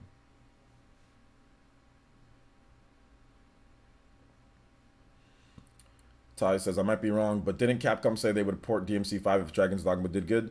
No, not really. They just said that maybe they might think about porting it if potentially they could port it if Dragon Dogma does well. So they didn't say they would. They just said they said they'd consider it. It may be if it did well enough, so it'd give them revenue to port it. So yeah. Dragon's Dogma is really good. I'm not saying that you should buy Dragon's Dogma in order to get Devil May Cry 5. I don't think Devil May Cry 5 is, I mean, it's good, but I don't even think it's that great, to be honest. But that's just my opinion. The dodging in that game is trash. It's just absolutely bad. It's just flat out bad. It's the worst dodging that I've ever seen in a modern action game. The dodging is horrible in that game, and it pretty much it actually killed it for me. But for other people, it's really good. I think Bayonetta is just 10 times better. I'd rather play Darksiders, to be honest. I think Darksiders is better. I'd rather play Darksiders, and I haven't fully beat that, so I'd rather play that game than Devil May Cry 5. Although many people will disagree with me and say that Devil May Cry 5 is better. I can't get over that. That dodging is really bad in that game. you can get used to it, and there's a lot of people that have no problem with it, but I don't see why that you map dodging to the way that the character is facing in game and how the camera position is. That's just, it's absolutely ridiculous. Bayonetta 1 and 2, cook your Switch when you played in dock for a long time. I didn't have that issue, but if you did, then yeah, man. DMC5 wasn't really appealing to me, but I wouldn't mind looking at the port if it happens. Yeah, if it happens, I mean, I don't know how good of a port that would be, to be honest, but hey, who knows? All right, so let's see here. I think Astral Chain is fine with me. No need for DMC. To be honest, man, yeah, that's kind of how I'm thinking. I'm like, obviously, you want to have as many games as possible. So, yeah, I would like... if DMC 5 came over, that'd be great. You know, if the other DMC games came over, that'd be great. I mean, that'd be good. I want it. I don't want the Switch to have less games. I want the Switch to have more games. But to be honest, like, Astral Chain looks like it cooks DMC 5. But we have to wait and see. Obviously, DMC 5 is out. It's, you know, it's there. But Astral Chain looks 10 times more interesting, in my opinion, because of the Legion and how you fight with them, because there's going to be co-op in there. I want to see how that works out. It's a brand new IP. It just looks way more interesting to me. Like, I like how you can do like the side quests in there, like capturing the person like in the street. So there's going to be side quests like the city, the world, the atmosphere just looks way better for me at least. But the graphics in DMC5 is a lot better though. Yeah, and Bayonetta 3 is coming too. Yeah, Bayonetta 3 is coming as well, like Philip said here. So yeah.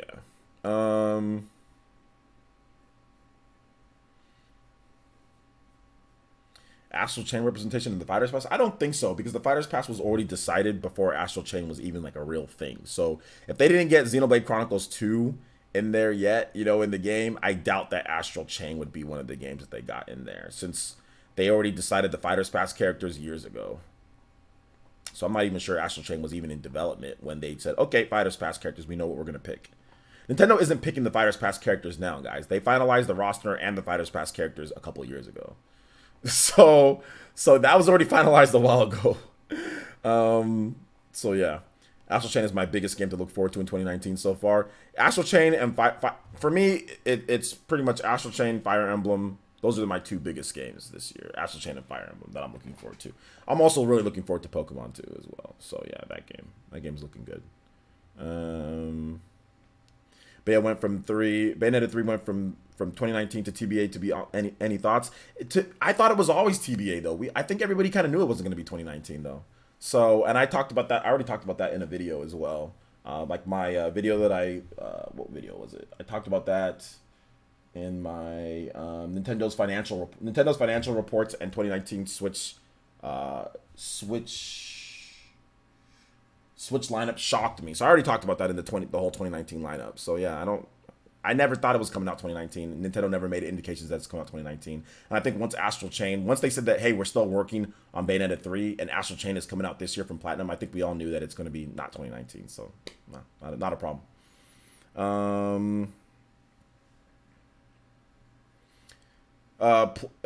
Plus, witch time, actually, if you play the game on the harder difficulty, there is no witch time. So play it on the harder difficulty if you think there's too much of a focus on witch time. They take that away, by the way. I think Sticker Star is worse than Color Splash. You guys talk about Paper Mario games, the newer ones. Sticker Star is actually worse than Color Splash. But Color Splash is bad, too. Color Splash is just, oh my god, it's so gimmicky. Color Splash is the gimme. Can you turn the gamepad usage in that game? Lord, help me. Oh my gosh, help me. Help me. The gamepad usage in that game, man. I played both. Stars was at least tolerable to play. Yeah, maybe because it doesn't have as much. Because like at least with the 3DS, it's not as bad because the screens are connected. Wait a minute. Oh, did you play it before your Wii U broke? Is that what happened? Yeah, Color Splash is not very good. It is not. It's just not very good. It's better, in my opinion, it's better than Sticker Star, but they're both not very good. They're both not very good, so those are my thoughts on that, man. If Bayonetta didn't come out till February 2019, then I'd say it doesn't have a good spot in 2019 release. It's definitely a 2020 game. Yeah, it's definitely, and that's fine. There's nothing wrong with it being a 2020 game. For me, at least, there's nothing wrong with it being a 2020 game.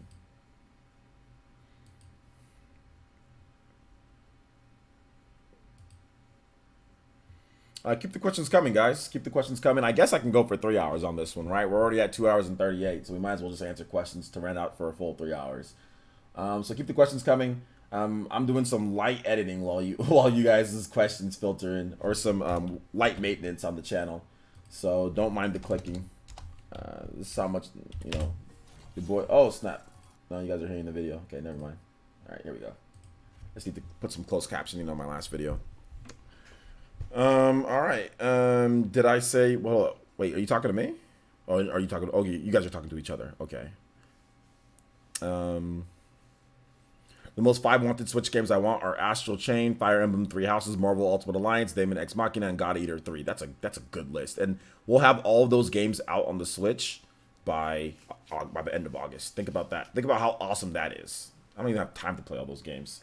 It's gonna be crazy coming up, man. I can't wait for like this month was good with some of the stuff, right? Like Final Fantasy and all that, and Dragon's Dogma. But man, I cannot wait for like July. That's when things get real interesting, is July. Well, June, obviously, because of E3. Once again, this summer. We're going to be doing a lot of big stuff here on Players, and so look forward to that. But, like, man, I'm really looking forward to, for July, man. My new job is going to be taking a lot of time from me, and so I hope I can still make time to play. Yeah, let's hope, man, but you gotta work. Shout out Nexus says, have you ever played Remember Me? I just beat it. It's actually a pretty interesting game. I have played Remember Me. I have. I think back when I was trying to be a Let's Play channel back in the day, I think I uploaded some gameplay of Remember Me that you might want to watch. Let me double check though to see. It might have been on this channel, or was it on my last channel? I'm not 100% sure. Let's see here. Remember Me? That was always a joke game with a lot of the Nintendo fans, even though it wasn't like on the Wii U or anything like that. But everybody always remembered the guy from like from Metroid Other Rim that was like remember me. And there was always so many memes with that guy. It's like that visor going up and down. Remember me. Remember me. Remember me. And like for like 10, there was like a 10-hour video of that visor just going up and down, going remember me. Remember me. Remember me. Oh my gosh. So yeah, I have 5, dude. What the fudge? I have 5 freaking videos on me playing through Remember Me. Remember Me. This is back when I was trying to be a Let's Play channel. Back in 2014. Yeah. I have 5 videos of Remember Me. That's the funny thing. Oh my gosh, dude. Yeah, 5 separate videos of Remember Me. I know, it's crazy, huh? You guys would never think that I'd have that on this channel. Oh my gosh, I kid you guys not. I can show you right here, dude. I'm not kidding. Oh my gosh. This is my old intro. I was PE Nintendo, but I'm playing an Xbox One. I was playing an Xbox One game. Does that even make sense? This is Nintendo Gaming Evolved. Hey, by the way, here's this Xbox game. All right. Well, let's see if we can get to some like fighting parts.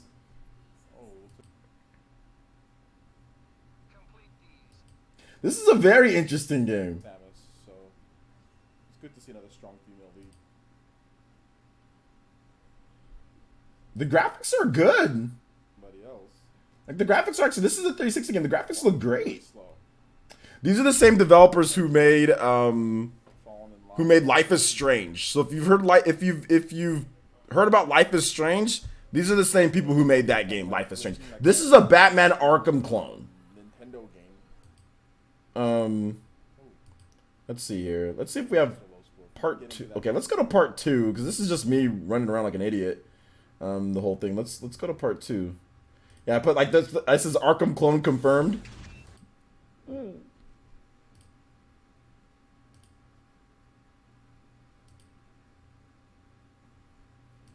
this is a weird game, man.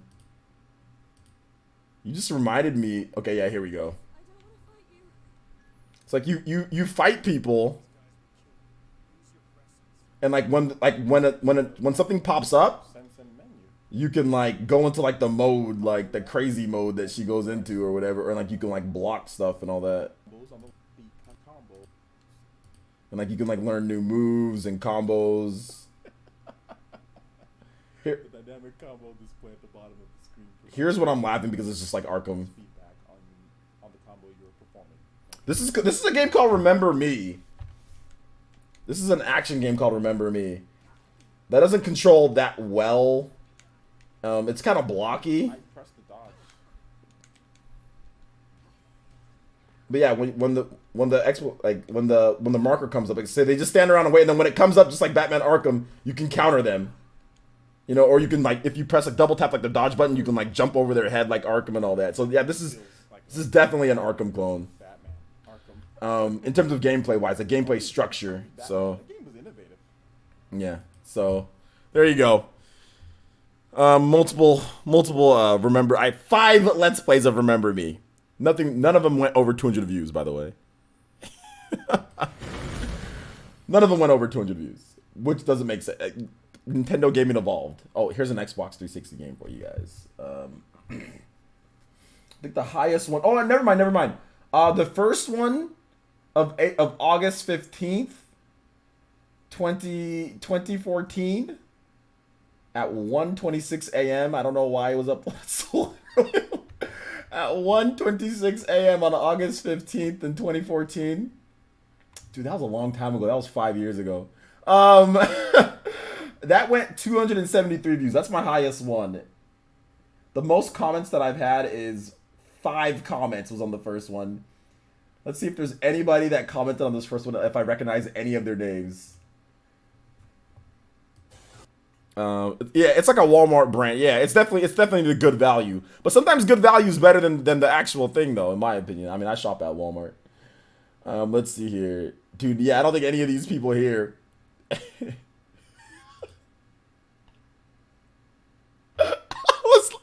Let's look at what I respond to somebody who talked about Nintendo gaming. You guys gotta see this. This dude says, I thought PE Nintendo would focus on Nintendo games. It is. Most of the content on here is Nintendo games.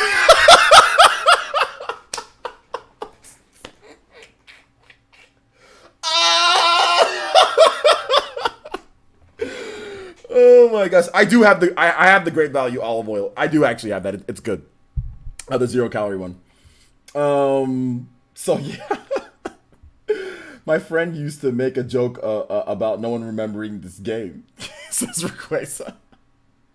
You should do a playthrough of Lego City Undercover. Let's go ahead and give that a like. Oh my gosh, I'll like my own comment too. No, we can't do it. You can't trust people that like their own comments. A friend and I used to make a joke about no one. Okay, I already read that. There won't be a sequel to this game. However, the developer, is it Don't Nod or whatever you say, is making a new game called Life is Strange with Square Enix as the publisher. There you go. Really? Interesting. Let's watch part 2. Nintendo Gaming Evolved.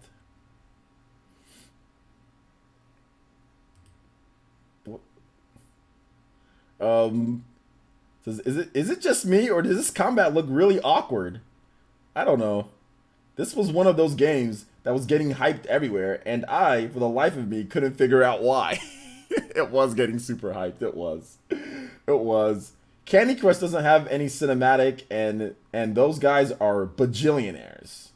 I wasn't talking about the mobile industry, to be honest. I don't know, or care about the mobile gaming. So I was mainly discussing the AAA console/PC market, and I was kind of making a slight joke. I have no idea what he's referring to. I guess it was something that I said in the video, but I responded back. He said, wow, that guy knows his stuff. I know, seriously. That guy, he sure does know his stuff, dude. Awesome. All right, so if you guys have questions, I'll answer questions for the next 13 minutes. We'll round this out at 3 hours. Oh man, remember me, dude. I would have never looked up "Remember Me" on my channel if you didn't say something. So shout outs to him saying that, remember me, remember me. Otherwise, I would have never even remembered that I even played that game on the channel. 5 Let's Plays of that game on the channel. Wow. Wow, I can't even get 5 Let's Plays of games that I like. The fact that I did 5 back then, I have a complete playthrough of BioShock on the channel too. BioShock Infinite, a complete. That's the only game that I've done Bayonetta.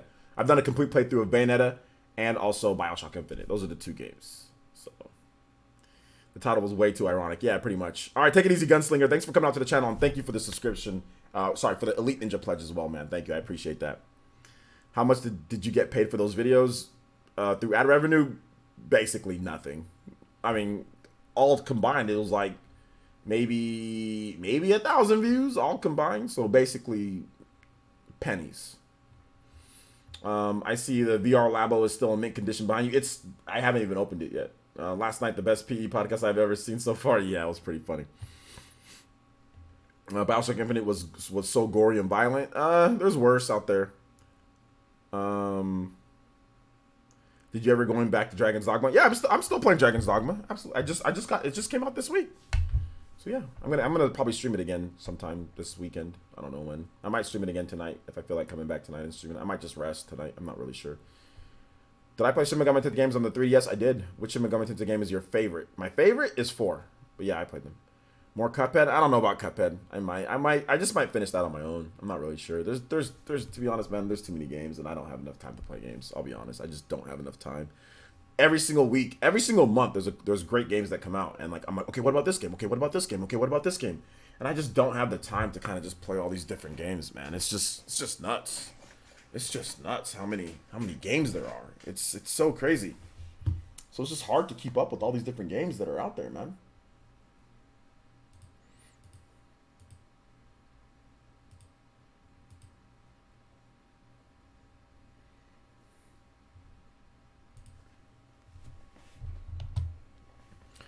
Nintendo was not holding back this year. Yeah, man.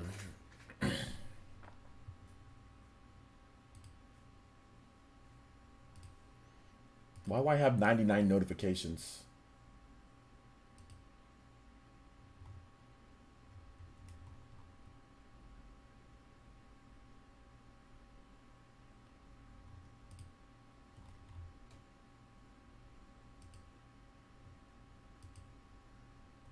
Oh, it's because that one person tagged me.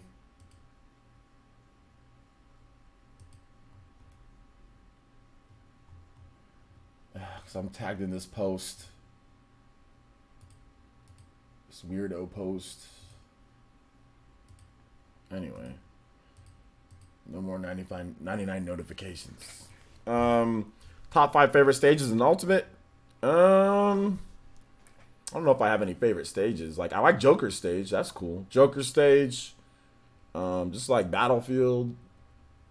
Like the Pokemon one with the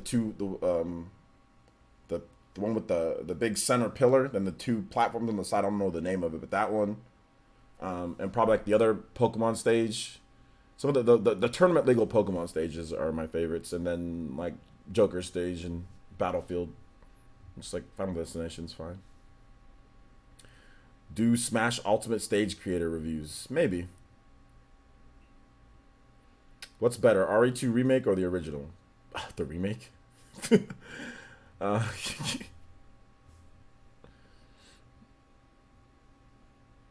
a shame that Mandy wasn't here in that stream. Yeah, I know. It would have been funny if Mandy was here in the stream, but she wasn't. It was funny. Dragon Quest XI S is going to be a banger. It is going to be a banger. I'm really looking forward to that, man. Really looking forward to that. Did I play Shin Megami Tensei Soul Hackers for the 3DS? Did you enjoy it? Soul Hackers? No, I didn't play Soul Hackers. No. Didn't play that one. I just played 4 and Final. I didn't beat Final though. I just played it. I just got tired of playing on the 3DS. I bought it though. Just wanted to mention Dragon Quest XI is so good. Get hyped as you can. I know it's good. I have the PS4 game. I have the game. I actually streamed it. You guys can watch me play Dragon Quest XI on the channel. I've done a lot of stuff on the channel. Pretty much most games that come out, most of the big games, I have like Let's Plays or something on them. Like, I think Quest 11 gameplay. I think I have it on the channel. I just want to make sure that I did. Yeah, I do. Dragon Quest 11 Echoes of an Elusive Age, #1, The Journey Begins. So yeah, I have 2 hours and 2.5 hours of gameplay.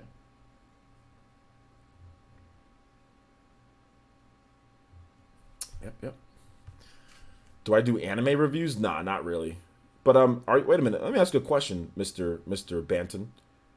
Are you a subscriber? Because you're asking a lot of questions and I haven't seen that name in here, and you got a blank avatar. So are you a subscriber? I'm not gonna answer any more. I'm not gonna answer any more questions. You gotta subscribe if you want me to answer questions, my man. Because you're asking too many in a small period of time. Oh, you are? Oh, okay. Never mind. Thanks for coming out to the stream. I just haven't seen that name before. So yeah, your questions are good. No anime reviews, but yeah, absolutely. Maybe one of these days I'll do them. Fountain of the Dreams. Yeah, Fountain of the Dreams is really cool. I like that stage too. The Breath of the Wild stage is the best in Ultimate. It's really that stage is cool too.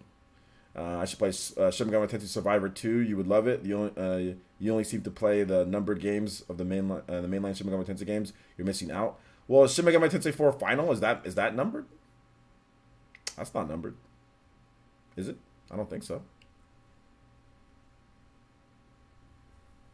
I played that one.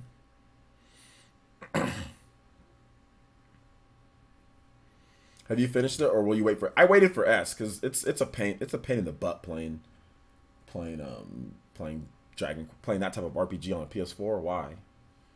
I need to be able to grind like portable mode.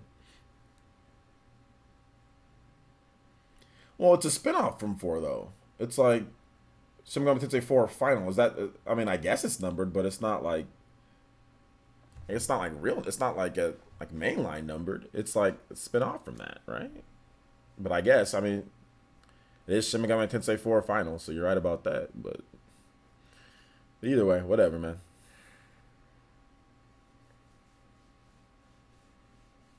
You'll watch. Don't waste your time watching my old videos. Watch all my new videos.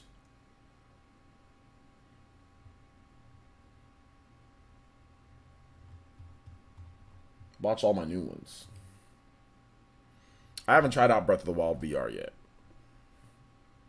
I haven't tried it out yet, but I will very soon. Probably Sunday. I'll be making a video on it.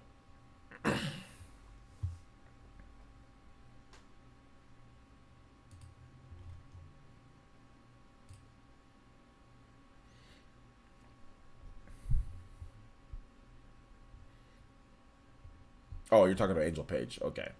How hyped are you for Link's Awakening remake? It looks so good. I'm not super hyped for it, but I'm going to be playing it.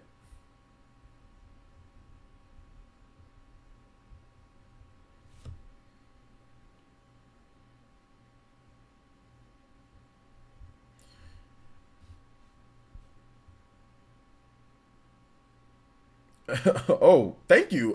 Is it Othaniel? Is it Othaniel? Othniel? I promise I'm probably butchering your name. Thank you, man. I appreciate that. I don't know what other YouTubers you're talking about, but thank you. Thank you for that, man. Thank you. I appreciate you coming out to the stream. Silent Essence. Well, I'm waiting for questions. I have 4 more minutes and you guys aren't asking me questions, so I'm trying to just read off the questions here. But I wanted to read off what Mr. Banton had to say here in the chat. Did you enjoy the Persona Q2 games on the 3DS? Did you, or did I play them? Yeah, I have Persona Q2. I have the wildcard edition. And did I enjoy it? Yeah, I did. I put like 60, 70 hours into it and I beat that one. It's good. I like it. It's just 3DS is just 3DS. So like Persona Q is like a no-go for me. So. People are funny. They believe the lie that Bandai did a bad job and it was scrapped. What do you talk about, Waluigi? How many more minutes do you have for questions? About 3 more minutes or so. We'll keep this at 3 hours for the stream.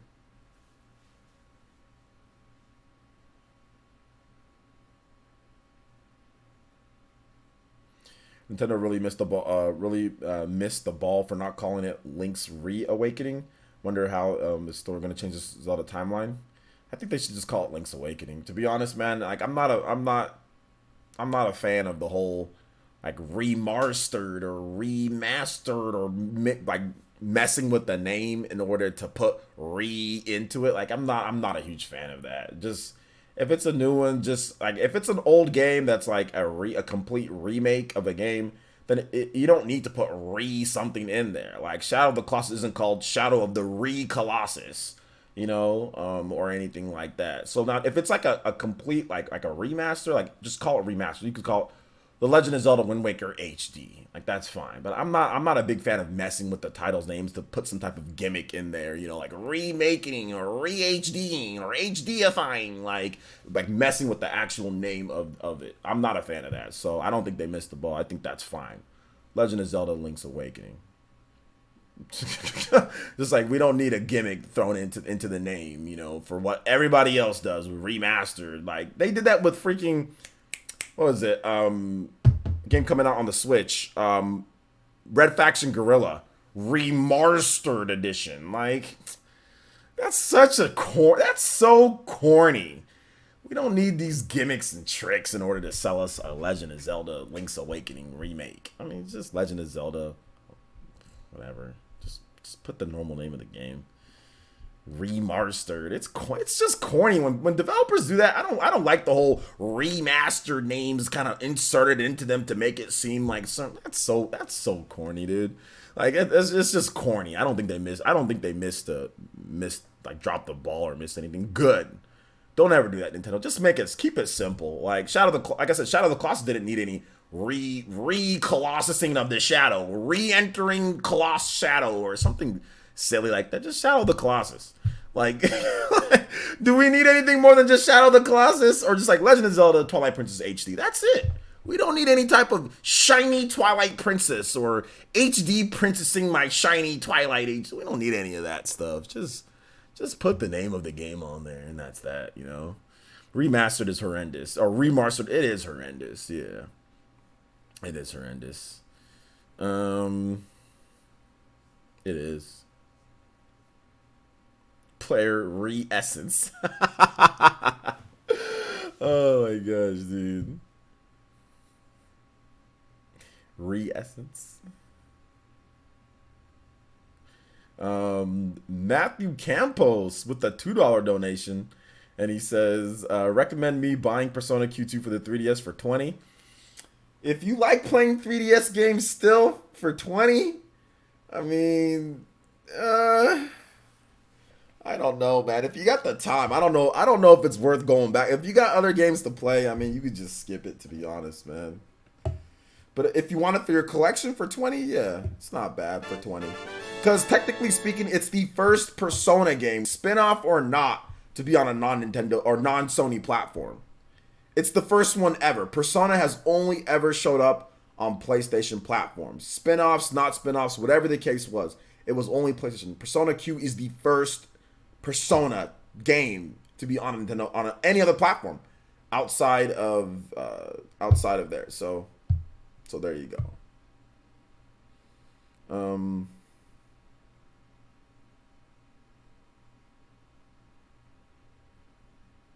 Dragon's Dogma is lit.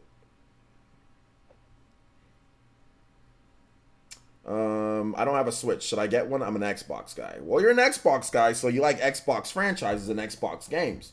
So ask yourself this. Do you want to play Legend of Zelda? Do you want to play Super Mario Odyssey? Do you want to play, Metroid when that comes out? Do you want to play Astral Chain? Do you want to play Bayonetta? If the answer is yes to all the exclusive games, then absolutely you should buy a Switch. Do you want to play games like lying down in bed?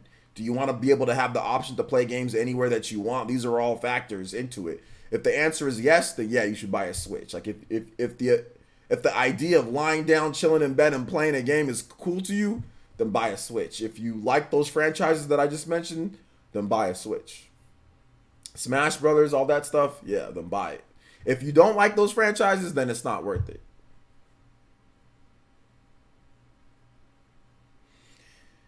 Let's see here. J2 Blue has a good question. Scroll up. Okay, I see it. This might sound like a weird question, but what game do you consider Nintendo's magnum opus? Nintendo's magnum opus.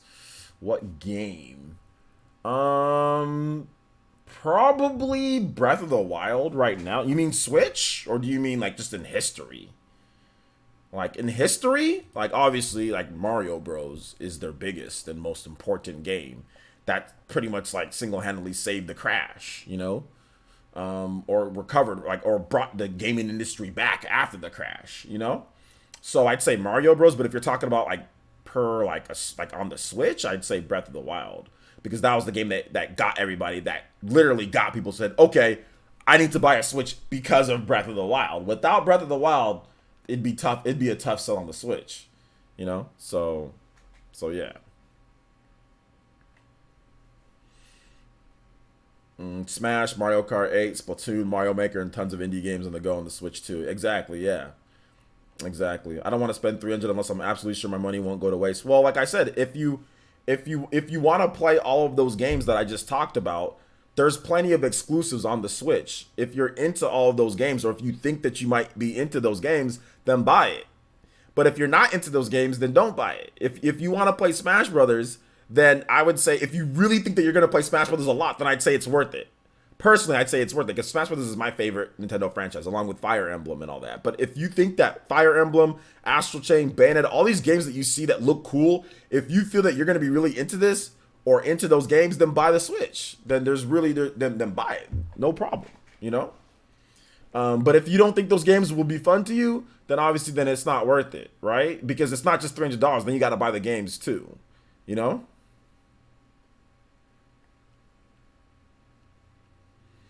The reason why I say Ocarina of Time isn't their magnum opus because Ocarina of Time was on a system that got absolutely pummeled by the PlayStation. You know what I'm saying? And it didn't really save Nintendo from anything. It just was really good. I think it says what magnum the definition, which I needed to see again. A large, important work of art, music, literature, especially one regarded as the most important work of an artist or writer. In my opinion, the most important work for Nintendo was to convince people that video games aren't trash. This isn't just like a small time, or this isn't just on a simple like scale when it comes to the N64 and all that. Because the Ocarina of Time came out on the N64 and it didn't convince people. It didn't do something. I mean, it got people to buy N64, but it still got pummeled by the PlayStation. And it didn't go beyond the scope of just video games right there in terms of the business. It was just that. I mean, yes, it was great. Yes, they needed it. Yes, it was awesome. But without Mario Bros, we might not have Ocarina of Time. Without Mario Bros, Nintendo might not be a gaming industry as we see it today. Because Mario Bros saved the industry, the whole industry. Because you guys need to go back and, for people that are saying Ocarina of Time, you need to go back and look at what happened. If you don't know what happened in the crash, by the way, my brother lived through that. Okay? He saw what was going on there. He told me what happened. I've done plenty of research myself on the crash. I was too young, and by the time that I was playing video games, the crash was over. But the crash was a big threat. It was done. People stopped playing video games. All this stuff that you see here, if we didn't get Mario Bros, it might have changed everything forever. If there was no game that brought people out of the crash, because kids were like, we're done with this. These video games, like these are horrible. Why should we spend our money on video games when we have music, when we have movies, when I can be getting a car, when I can be doing all sorts of stuff? Kids weren't thinking like we're thinking now. You know what I'm saying? So to sit here and say Ocarina of Time after Nintendo had been healthy, you know, and had already been back, to sit there and say that's the magnum opus over a game that literally saved the industry that we all know and love, I can't sit here and say Ocarina of Time is it. Ocarina of Time didn't save the industry. It was great. It was amazing, but it didn't save the N64 or the industry. It didn't even save the N64, and the N64 still got pummeled, like I said, by the PlayStation. So I don't see how Ocarina of Time is that. How is Ocarina of Time that? Ocarina of Time revolutionized 3D adventure games forever, though? No, Mario 64 did that before Ocarina of Time. Mario 64 is a 3D like platformer type of adventure game too. So even before Ocarina of Time, there was Mario 64. What was before Mario that revolutionized the industry or platformers? The original Mario.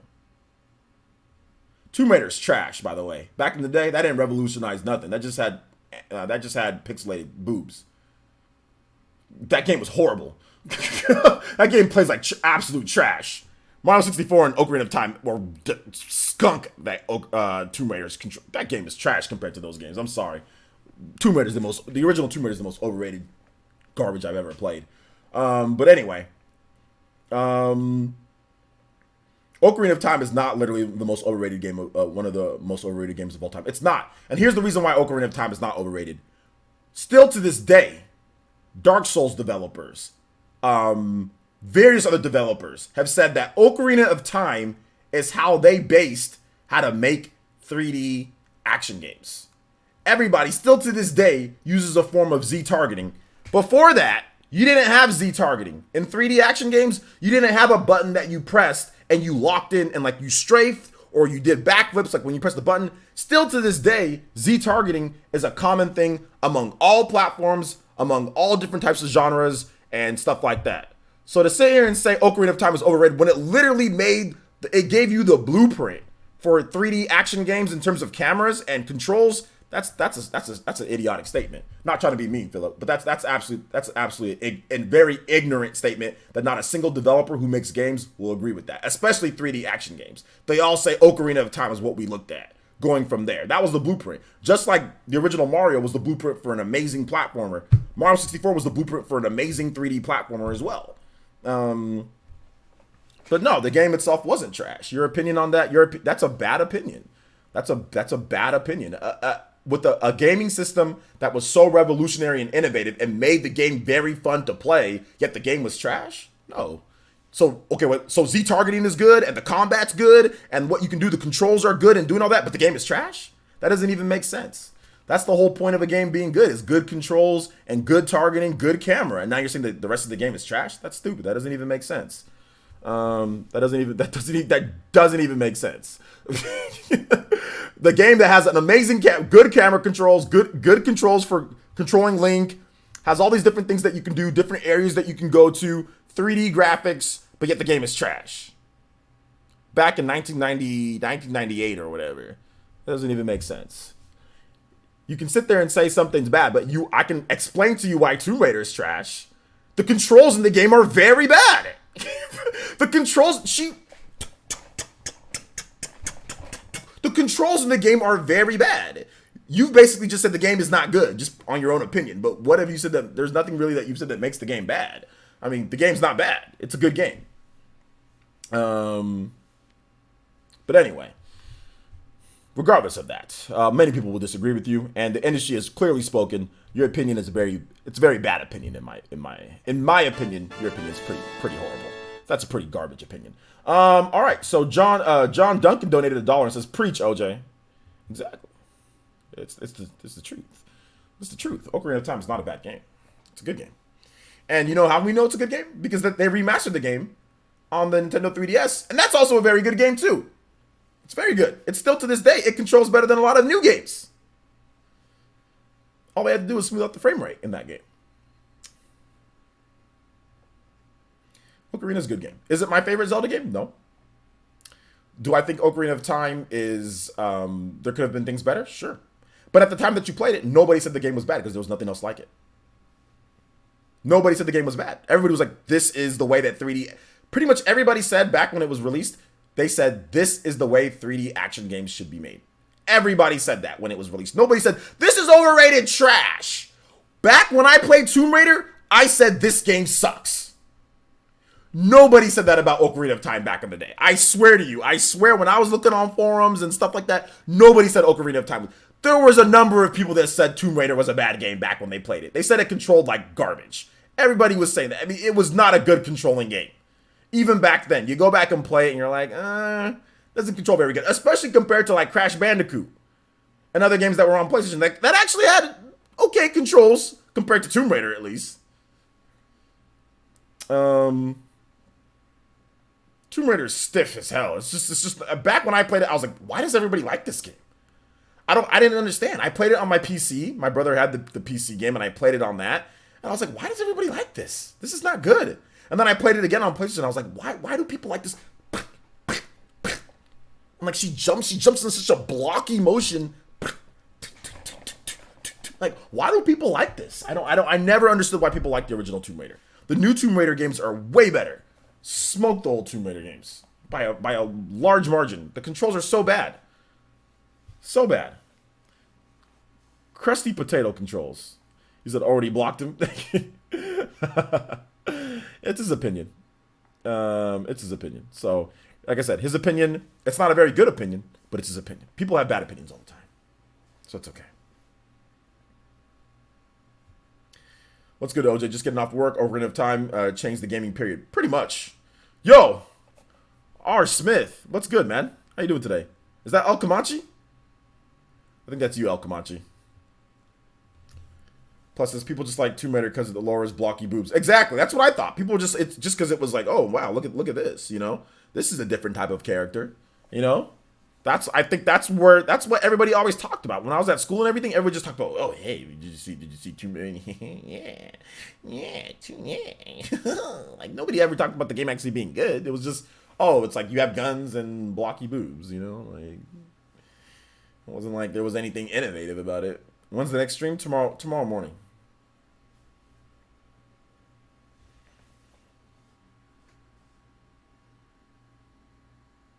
Tomorrow morning. In my personal opinion, graphically, the N64 was leaps beyond. Well, it was. It was leaps beyond the PlayStation. That's facts. In terms of the graphical abilities, however, the N64 had cartridge limitations, so PlayStation could carry more data and make games that were seen as bigger games because you can put more data on the disc, and they were cheaper. Oh, Rebel. Oh, it's Rebel 1. Okay, Rebel 1. Not El Comanche. It's Rebel 1. My bad. I know you changed your name, dude. What's up, Rebel? How you doing today, my man? How you doing? All right, guys. We went 3 hours and 14 minutes on this one. We're going to go ahead and wrap it up here. Thank you guys so much for watching. I do appreciate it. I might be back. With another video. What am I going on here? Oh, my gosh. I keep on getting people tagging me with this freaking... Tell Atlas stuff. Jesus, man. Stop tagging me with this stuff with Atlas. Man. This person doesn't even follow me and he tags me. If you don't follow me, don't tag me. Let me just say, it's rant time. If you don't follow me, don't tag me on Twitter.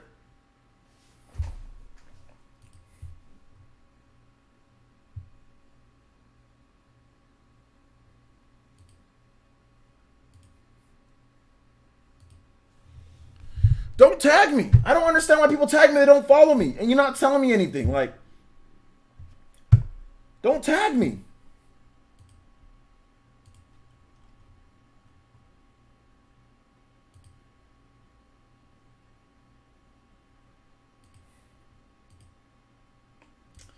Anyway.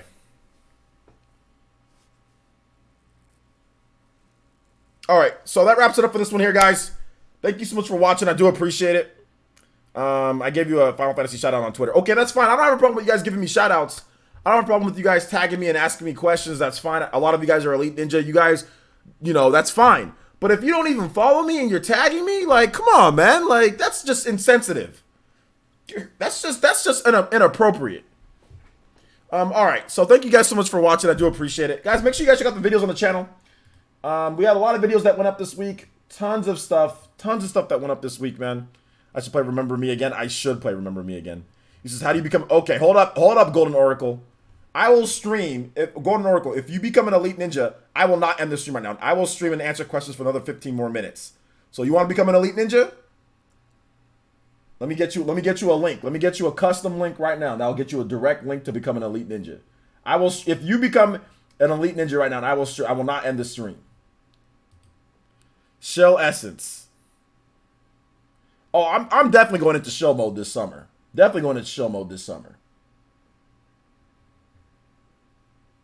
And longer streams, more gameplay videos. You guys know it's happening. Hold up. Let me get you a custom link. That'll go directly to it. Here you go. If we get 5 people, I will go straight into Super Smash Brothers and play Smash Brothers for you guys right now. Shell Essence in full effect.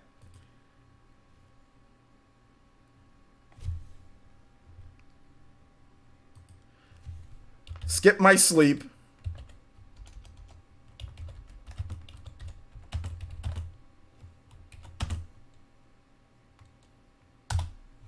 Right there, guys. Here comes the shilling. Here comes the the sponsor shills. Let's go. I will go straight into Smash Brothers. If we get 5, or no, my bad. We need 7, so we hit 160. 7, so we sorry, my bad, not 5. I thought we were at 155.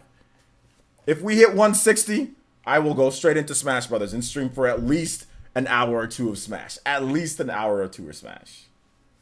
Chilling on deck. All right, shout outs to Gaming for Years. Shout outs to Gaming for Years. Thank you for the Elite Ninja pledge. Enjoy your emotes, and if you want to play some Smash with us, check out the community tab. You should have access to the Discord. Go on the community page on the homepage, and that will get you access to our private Discord that we do have for the Elite Ninja. No, we need 7. I'm sorry, we need 7. We need to hit 160. We need to hit 160. We need to hit 160. 160, and I will stream Smash tonight. We'll go straight into it. Golden Oracle. Yo, Golden Oracle. Once again, let's go. No, I need 160. We need one. I gotta hit the freaking member goal. I miscounted the member goal. 160. Let's get it. Yo, shout out to Gaming for Years. Thank you, man. I appreciate that. Welcome to the Elite Ninja Village. Also, Golden Oracle 64. Let's go, boys. Thank you so much. Welcome to Elite Ninja Village of Player Essence. Appreciate that. Yo, John Duck. Let's go. Shill S. Yo, y'all showed up for the shilling though. I'm glad you guys can laugh at the shilling. I'm really glad that you guys can laugh at the shilling. Let's go. All right, John Duncan with that. Thank you so much. Welcome to the Elite Ninja Village of Player Essence. Once again, enjoy the emotes, my boy, and of course, enjoy the Discord. That's on the community page, guys. So for those who don't know, you just go on the homepage and you should see it right there. You should see it right there. Thank you guys so much. So, what is that? What is that? So I'll stream for 15 more minutes. So we'll see how many more we get in this 15. So I'm gonna stream till about 7:15 my time, so 10:15 Eastern. And if it's not up, if we don't hit the 160, then I'm gonna stop the stream. If not, that's okay. We'll play Smash tomorrow. I might play some Dragon's Dogma tonight. Maybe I'm gonna get something to eat. I'm gonna relax. I'm just gonna rest my eyes a bit. My eyes have been kind of tripping out a little bit. I might need some new glasses. Some better protection ones, but these ones are actually not bad. It's not the twitching in my eye, but there's something in the bottom corner right here. I think I need to get something that's a little bit bigger because the bottom corner of my eye hits this light right here. So I think I need to get some glasses that are just a little bit bigger than these ones to cover some more. Yes, you can use emotes. Yes, you guys, all the new members, you guys have access to all the emotes, my man. All you got to do is press the little the little smiley face in the chat. And then that gets you access to emotes, my man. Yo, Phil. Shill Essence in full effect, my man. Phil, thank you so much. Welcome once again to the Elite Ninja Village. Phil with that Elite Ninja pledge. Thank you so much, Phil. Yo, you guys are too kind. All right, so if you guys have questions, I'm going to answer questions at least for this next 15 minutes. So make sure you guys type your questions in, tag me. You don't have to be an Elite Ninja to ask me questions. But yeah, we are probably going to do, once we hit certain goals, we are going to do member only or sponsor only streams, and then it'll be private, but there'll be certain mods that we'll be able to get in. So if you're a mod, don't worry about that. Or if you're a certain supporter, you guys know who you are. You guys, there's certain supporters on the channel that aren't members or on Patreon. You guys know who you are, so you guys will get links to that. But yeah, we are going to do that as well. But thank you so much, Philip. Welcome to the Ninja Village. Enjoy your emotes, my boy. Let's see here. We really need a Shill Essence emote. Well, what would that emote be, though? What would that be? Yo, you putting in work, my man. Got to keep it real. Love the streams. Thank you so much, Philip. Or Phil. Sorry, not Philip. Phil. Thank you so much, Phil. And yes, I will continue putting in that work for you guys. Like I said, we're going to work even harder. It's not like I said. It's not like, oh, we shill. Because we are shilling right now, right? It's not like, I'm shilling more like it. It's not like I shilled and, you guys get less, which happens, right? It's we shill and you guys get more. It's working for the shill. You know what I'm saying? It's not working less for the shill. So we're working for the shill. So yeah, we're definitely going to be doing a lot more. Just an OJ emote. Philip wouldn't say something like that. He's too busy making uneducated comments. Yeah, I know. He's well, like I said, everybody has different personalities. It's okay. Philip's welcome here, just like anybody else, man. But yeah, he has his opinions, and like I said, I probably had bad opinions. There's been opinions that I know you guys disagree with a lot, right? There's been opinions where you guys rip me in half for certain opinions that I make on the channel. So there you go. So I mean, everybody has opinions that people don't like, right? OJ with money signs for eyes. Okay, yeah, maybe. Okay, yeah, maybe we can do something like that. Yeah. Right. All right. Yeah, puzzle. Yeah, exactly. When I talk trash on puzzle games, you guys don't like that. When I talk trash on puzzle games, so yeah. He said, "Bro, not the same one. Promise. Yeah, not that one." He's like, "Don't." He said, "Don't associate me with somebody saying that Ocarina of Time is trash." Playson's me. Well, no, VC, you're a Patreon. So you would get the link. You would get the Patreon. You would get the link on Patreon. But I mean, when I say member Elite Ninja only streams, I mean like Elite Ninja on Patreon and also Elite Ninja here. Because everybody that get the benefits that you guys get here, people on Patreon get the same ones. The only thing you don't is emotes. Tier 2s and up on Patreon, you guys get all the same benefits from which here is like a tier 2. You guys get everything a tier 2 gets on Patreon and emotes on here on YouTube. OJ just salty he can't complete puzzles. To be honest, man, yeah, some of the times I can't. Like, I just lose patience. I just lose patience for puzzle games. It's not that I could probably complete them if I tried harder, but I just don't want to sit there and try in a puzzle game. I just don't feel like doing it. You know what I'm saying? Like, Oasis says, who needs food when you have video games? I know, seriously. Like, who needs to eat and nourishment and all that stuff? So yeah, who needs that when you've got video games? Oh my gosh. Let's see. Let me look. All right, so we are 3 away, even though it hasn't updated on my Streamlabs yet. So we're at 157. So we are 3 away, and we've got about 10 more minutes on the stream. So yeah, we are 3 away. I still got. I'm doing the Labo video for you guys this weekend for hitting 150. So you guys are gonna get the Labo video this weekend. Oh well, I'm gonna work on it this weekend. Then I'm gonna edit it. So yeah, maybe I'll do like a behind the scenes or something like that, or maybe I'll even do like a live stream of me putting together Labos. So we'll start working on that. Chill Essence. There you go. What's up, John? Man, thank you for that Elite Ninja pledge. Do we? Let's see here. What do we need to do to get you to play Remember Me on stream? That's got to be some type of goal for Remember Me, because like I don't think people are gonna really show up for that. So it's got to be some type of goal. I don't know. Maybe like when we hit, I don't even know. Like maybe like a poll or something. I'm not really sure because that game's like not relevant anymore. And there's so many other games that people want to watch me play, especially with like like all the games that are coming out today, like or this month and next month, like Saints Row and Assassin's Creed. I'm not gonna be playing those, but like there's just a lot of games, man. Like I still need to get into SteamWorld Dig for you guys, or sorry, SteamWorld Quest. Final Fantasy X, Final Fantasy 12. I mean, there's just so many games, man. Yes, Labo live stream. Yeah, top 10 reasons why Nintendo Labo VR shocked me. I might do 5 reasons so the video isn't like 30 minutes long or something, or it doesn't take me 5 million hours to edit the video. So it might be top 5 reasons why Nintendo Labo VR shocked me. Yeah. Shocked with the capital. Yeah, shocked. Capital, yeah, I think we need, capital M. Top 10 reasons why Nintendo Labo VR shocked me. That's a good title. Hey, wait a minute, Gunslinger. Didn't you say that you had to go? You're still here. Member hype? Yo. So yeah. Top 10 reasons why you should become an Elite Ninja. Dude, that's probably going to be like a joke that we do for like a live stream, like during like E3 or something like that, like joking, because we're going to have a lot of people watching. So top 10 reasons why. I'll play like a video why you should become an Elite Ninja. Absolutely.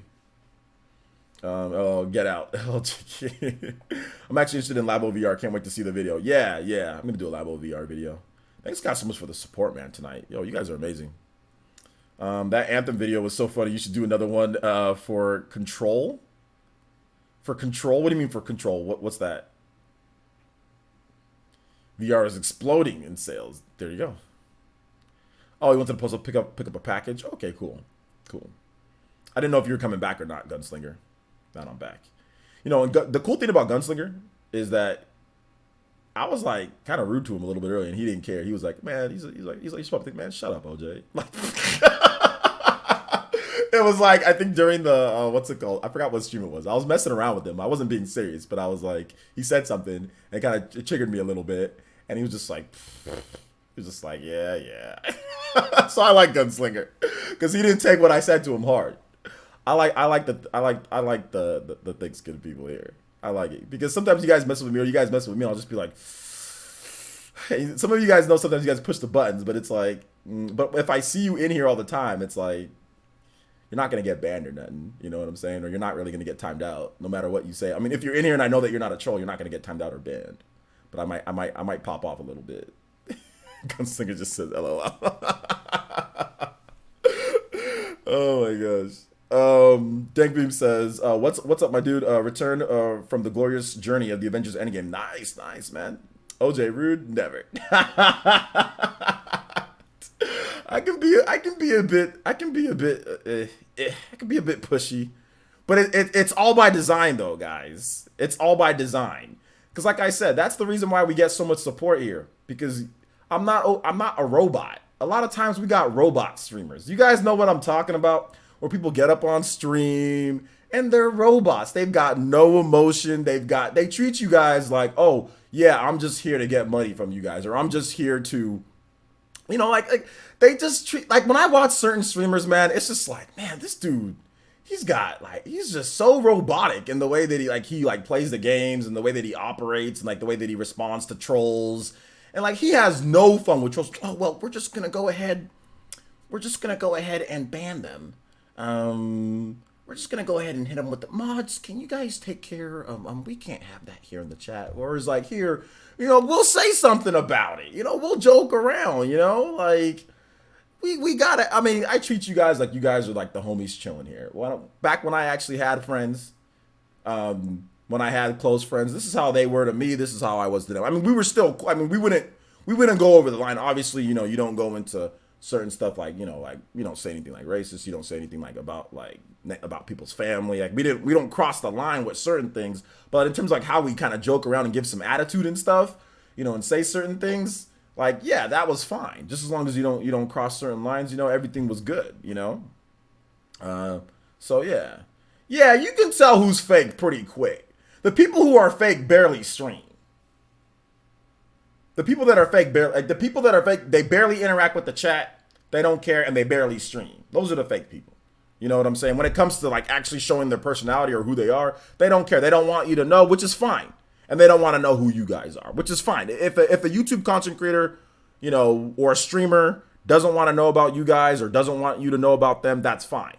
You know what I'm saying? But then they'll still sit there and say, well, let me get your sub. You know what I'm saying? Or let me get your membership. Or let me get your Patreon pledge. But they give you really almost nothing back. So, well, no. I didn't say Etika. No. I didn't say that because he interacts with the stream and all that. So I didn't say him. So yeah. So that's what I'm talking about. Some, yeah, not all, not anybody that I roll with. So. Not anybody that I'm cool with. So none of the Spawncasts or nothing like that. We all cool. So none of us or anybody that's been on there except for one person, but I won't say his name. But none of the regulars or anything like that. Everybody on there is cool. Fortnite streamers, yeah, they can be kind of fake at times. Yeah, they can be kind of fake.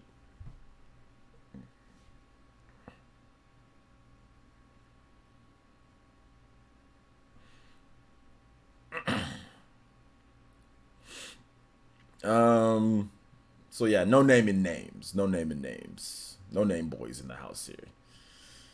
All right, guys, 4 more minutes of questions. Feel free. Once again, that rant that I did is probably gonna get people pissed off at me, which is fine because I had a couple crumb side YouTubers that hit their ceiling. Ha! That player essence. Hopefully, if I mention his name, they'll get me some subs. Shut your crusty, crumb side Crumb side butt up. Man, nobody care about you or your channel.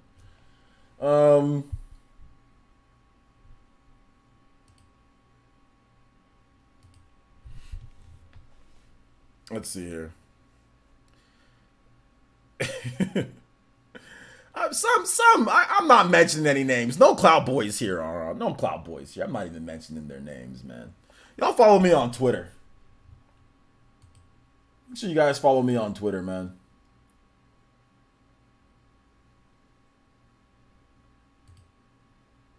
Twitter link is in the description below. Dankbeam, can you link that Twitter? Did you hit a goal? Hit the member goal for a new emote? Yeah, we got the member goal for a new emote. So we trying to hit 160, but it looks like we're not going to hit that tonight.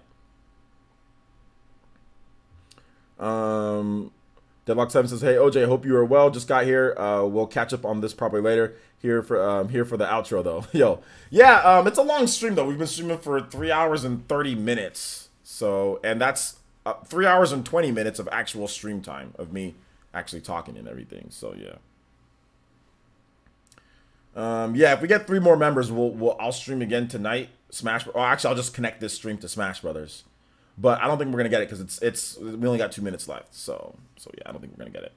Can't believe I slept on almost the whole stream. It's all good, man. Sometimes you need some sleep, dude. Sometimes you need some sleep. Sometimes you need some sleep, man.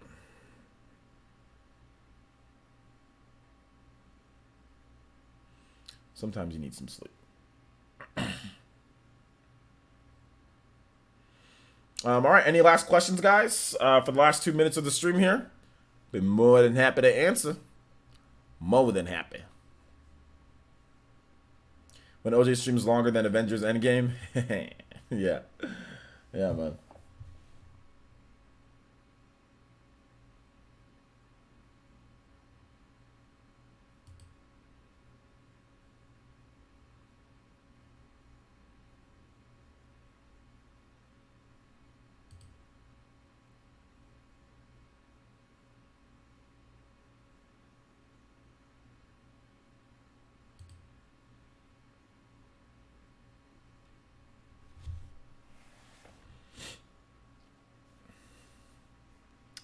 What streamers do you watch like to watch either than DSP you said before? Yeah, I like Low Tier God, DSP, Halifax, Silent Century, Faraz,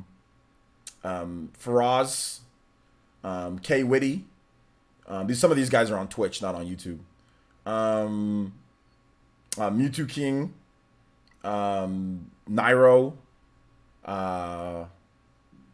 Sacrio, I watch him sometimes. There's more. D1, The Buzz, Smash Brothers player. Fatality Falcon, I'll watch his stream sometimes. Hugo or Hugs, Mango. So Smash Brothers streamers, some guys who play shooting games. A lot of people that play games that I don't play too, you know. So yeah. Kid Smooth, yeah, Kid Smooth. Yeah, Maximilian. Yeah, Maximilian Dude. I watch him all the time. Maximilian Dude. Yeah.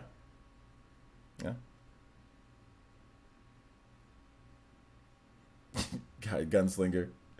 Screw you, man. Oh my gosh. So what do you think will sell more, Astral Chain or Fire Emblem Three Houses? Fire Emblem Three Houses. Fire Emblem Three Houses because of Japan.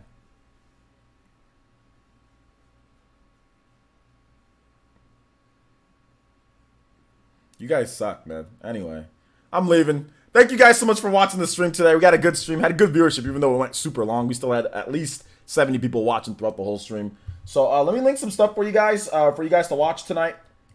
Let me link some stuff for you guys. So check out my latest video on the new features of Fire Emblem.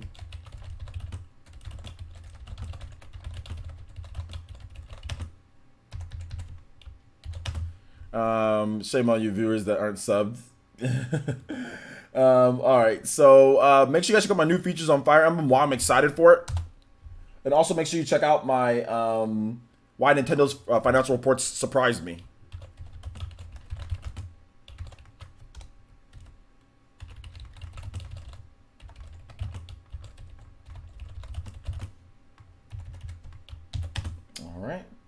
So there's that. I also have a video on Mortal Kombat 11 as well. Persona 5, it's going to get you at least a minimum of like 60 to 80 hours of gameplay. Minimum. Also check out my Mortal Kombat 11 gameplay.